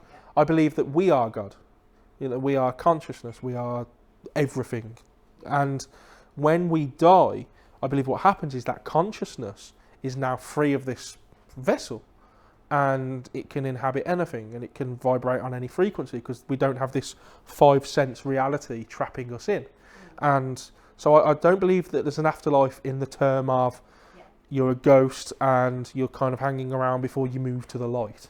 I think what it is you're just consciousness that can come and go as you please, vibrate on whatever frequency you'd like to, and I can come into your frequency range and show myself to you, or I can move out and so you can't see me anymore. And I think that's how I determine the afterlife. Gadgets. Not the new ghost program. They're using a thing where it shows like a human figure. You have any experience with those? Is that? I'm trying to think what that. It's like an infrared, but then it puts a figure. It's like Stickman. Yeah, it was a Stickman. We've used Stickman. I did contemplate putting that in here, but I hate Stickman. Because it's possibly the most.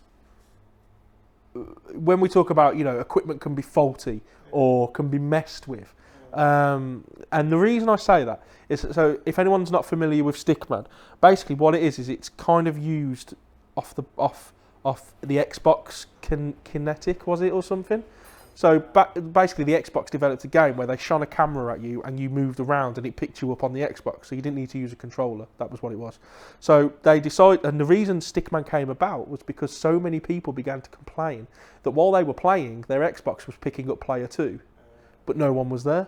They were like, well, who's player 2? I'm on my own. So people, ghost hunters, yeah, so you know, when I die, I might still want to play FIFA, you know. So ghost hunters thought, oh, we could do something with this. So what happens is we've used it, and we tend to use chairs. So we'll get 2 chairs, and we'll sit someone in the chair. We shine the camera, and we basically look at it on a laptop, and it's split into 2. So on the left, you can see the normal camera. You can see the guy sat in there, and on the right, it's picking him up as a green stickman. You're right. So you'll see him there, and you see him there, but in stickman form. And the idea is that you might get a stickman appear next to him in the chair, or we've had stickmen appear on top of him and stuff like that. And but when you look at the camera and you look with your eyes, there's nothing there. But the gadget, I suppose, is picking up another player, shall we say? The problem with that is we've had it where a normal person has been sat in the chair and it hasn't picked them up. So there's nothing on stickman. So you think, well, that's not right. So there's clearly some kind of error going on there. We've also had where he's sat absolutely stock still, but his legs are doing like a Michael Flatley. And you think, what's going on? And you say, keep your legs still. And he's going, I'm not moving. And you walk out and he's not moving, but on the screen, his legs are going mad. And you think, well, there's something wrong with the software, clearly. So when you think, well, if that's incorrect, how can you trust anything else that you see? So it's just not my fault. It's just, yeah. I tend to, if someone says, oh, let's do Stickman, I'll be like, oh, I'm going to be over there doing something else, you know. So I tend to kind of avoid that. I think so. I mean, it's going down the right path, I think, but it needs looking at. Stickman. Yeah, just Stickman. Yeah, yeah. It was, like I say, it was taken off the Xbox. I think it's Kinect. Kinect. Okay. Laser grid pens. Anyone ever heard of these? Yeah, these are making a bit of a wave on the ghost hunting scene. So it's essentially a laser pen. Everyone remembers laser pens. I used to get grounded for shining them in my neighbour's face. And all this is you can make one of these yourself. You get a cap with holes in. You put it on the end of your laser pen, and it splits the laser beam into multiple lasers. And they're best used on flat surfaces. So they've been no good in here really. The best place we've used this was down in the tunnel, in Drakelow Tunnel, because you've got big blank walls really, and you can shine it on. The reason they're no good on uneven surfaces is because the laser needs somewhere to settle. And if you've got an uneven surface and it's not settling anywhere, it looks like it's moving, but it's not. So it creates an optical illusion. You think it's paranormal, but it's not. It's just the laser trying to settle. And the reason we use this is we tend to set up a locked off camera on it, and we'll film it. And the idea is it's easier to see shadows. So when you're looking in the dark, you can't really see shadows. But if you've got that shining on a wall, you can see shadows a little bit easier, and that's the idea.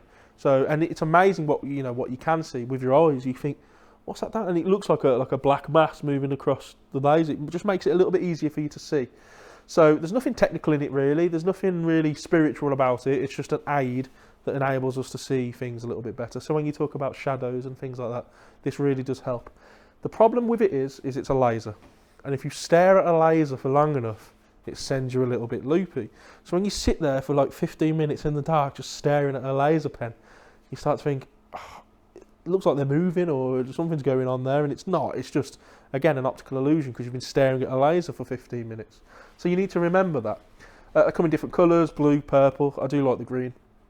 We had an interesting thing with this where the ones we have take 2 batteries, and we got through 6 batteries in about half hour. It kept draining. And we never had the problem with that grid pen before. We've never had a problem with it since. It just happened there. And on the 3rd time it happened, one of the guys, as it was going off again, shouted, "Oi, put it back on." And it lit up. And he said, "All right, you can turn it off." And it went down. He went, no, turn it on. And it went up. And then eventually it just turned off. That was fascinating to see. And then the batteries were dead. And they were dead. You know, we were putting the batteries in like recorders. And is it the machine? Is it the batteries? And the batteries were dead.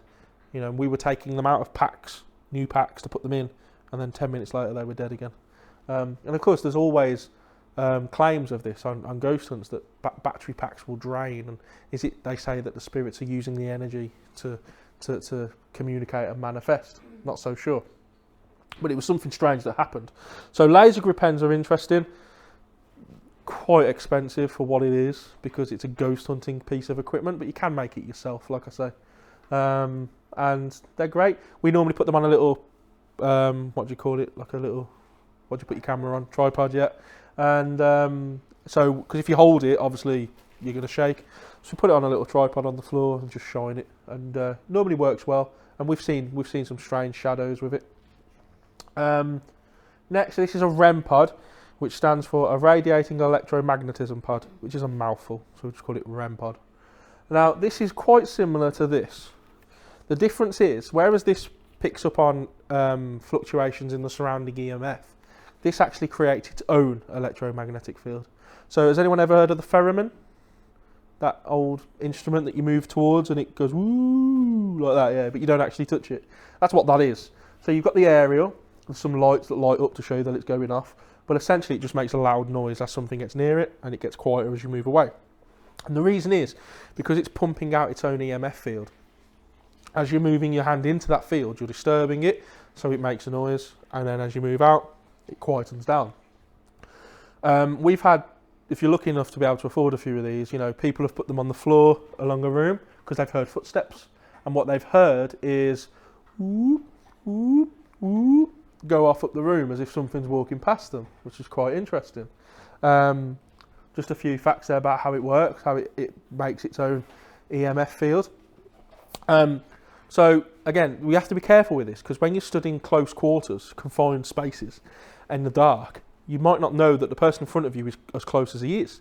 And if you've got that aerial really close to his back and it goes off and you think, oh, what was that? But it's just because the guy in front of you stood a little bit too close to you. So you need to be careful with that. But this again is one of my favourite pieces of equipment because the EMF can be affected by the surrounding field itself, such as wiring and things, whereas that actually creates its own. So it's creating its own. So if you disturb it, you disturb it. So it's a little bit more trustworthy than a K2 meter. And I do like the REM pod actually. Any questions on the REM pod? No? Can I just ask something about Sure. that? Is there anything sort of that you might commonly have in your home that can make a sound?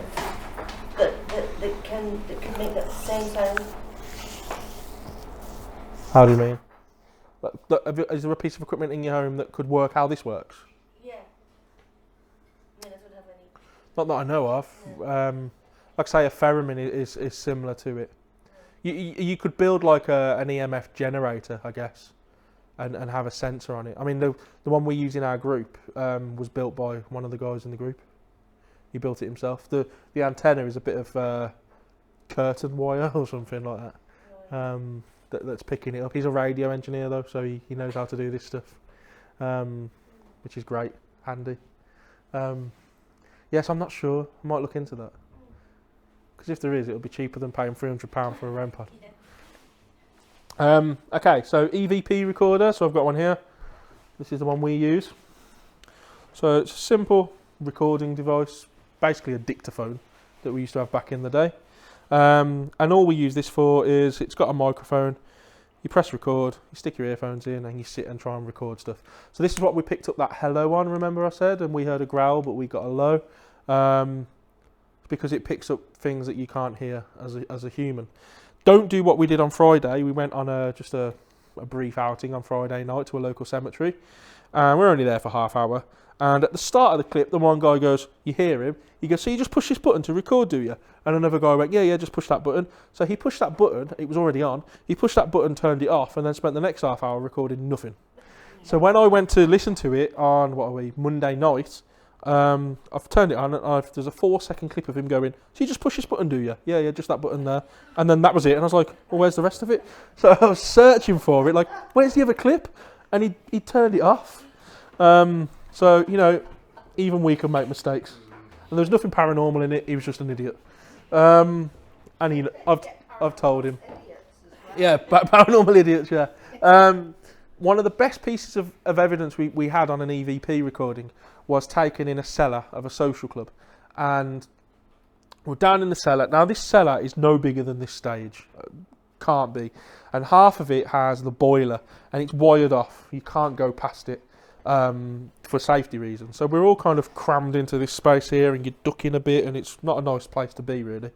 And we had the recorder on, and somebody's phone rings, and they get the phone out of the pocket, and we got a little bit angry because we tell people to put phone on flight mode. Always put your phone on flight mode because it affects equipment. Turn it off, put it on flight mode. It was 1:30 in the morning, and this phone rang, so we were like, put your phone on flight mode. She said, it is. She gets the phone out, you could see it is. But there's a private number ringing, and we're like, well, answer it then. She said, I'm not answering that. So it's on flight mode, we're in a cellar, it's 1:30 in the morning.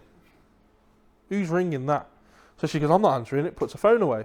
About a minute later, someone else's phone rings. So I naturally thought, well, whoever couldn't get hold of that person is now trying to get hold of that person.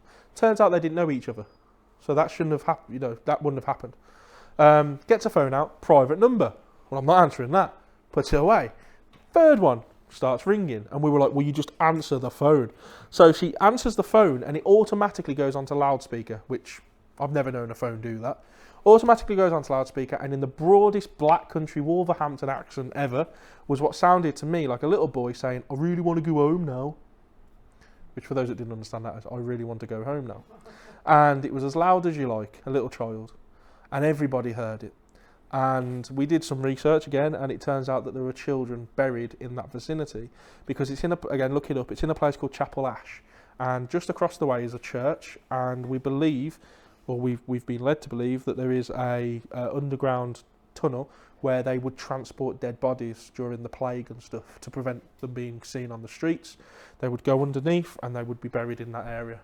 And we had a child saying, I really want to go home now, as loud as you like. And it's not nice, really. It is sad. But it was from an investigative perspective, it was fantastic. We've also got a picture, and I am trying to get this. There's a picture of what look like 3 children sat on the back of the cellar and you can see their little legs kind of hanging over the ledge as they sat there, which again plays into the idea that there were children buried there. So, unfortunately, EVP recordings lend itself to pareidolia, because you're going to hear things that you want to hear, and it might not be what you're hearing. Great example of this is there's a program called My Ghost Story, and it shows EVP recordings all the time, but they give you subtitles. They give you subtitles at the bottom. So you hear it, you read it, and you go, oh yeah, that's what it says. So I decided to play my wife up. So she was making me a cup of tea, and got her well trained. And she comes in, and I've paused it, and I've put my hand over the subtitles, and I've said, what does that say? And I played it, and she said something ridiculous, like I can't remember what it was. And I went, okay, fine, yeah, are you sure? Yeah, right. Played it again, took my hand away, nothing like what she'd said, but she read it and went, oh yeah, I can hear it now. So it's that pareidolia effect again. So you read it, it's basically telling you this is what it's saying. I mean, I do it all the time, and I listen because I'm kind of versed in this. Even with the subtitles, I'm like, no, I can't hear that. That's not saying that. So don't be fooled by what they're telling you to hear. Again, when you go on these investigations, don't be fooled. Listen yourself and make your own mind up. And who knows, you might hear something that you shouldn't have. Just before the end, I've brought with me some dowsing rods, just to talk about a little bit. Anyone familiar with, you said you go dowsing? So just copper dowsing rods, again, comes from the old kind of water divining thing, where it used to be like a Y stick, and it would move you towards water and it would vibrate. That's the idea.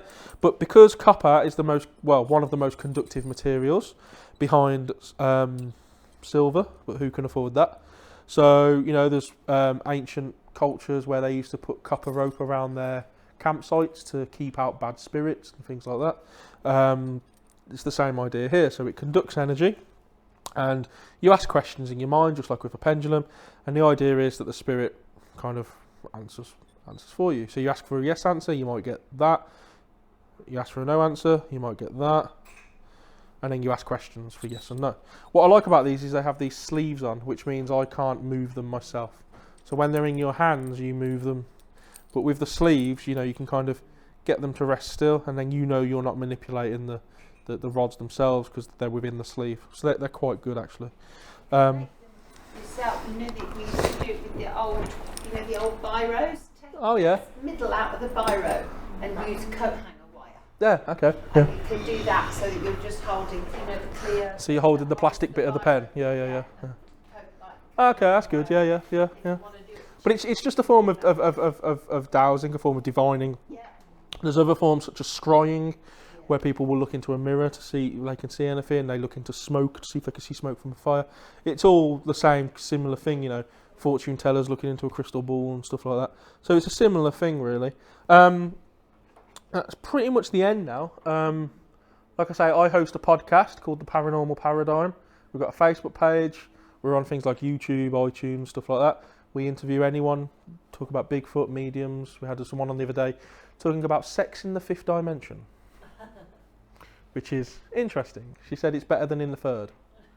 So yeah, give that a listen. Otherwise, this is it.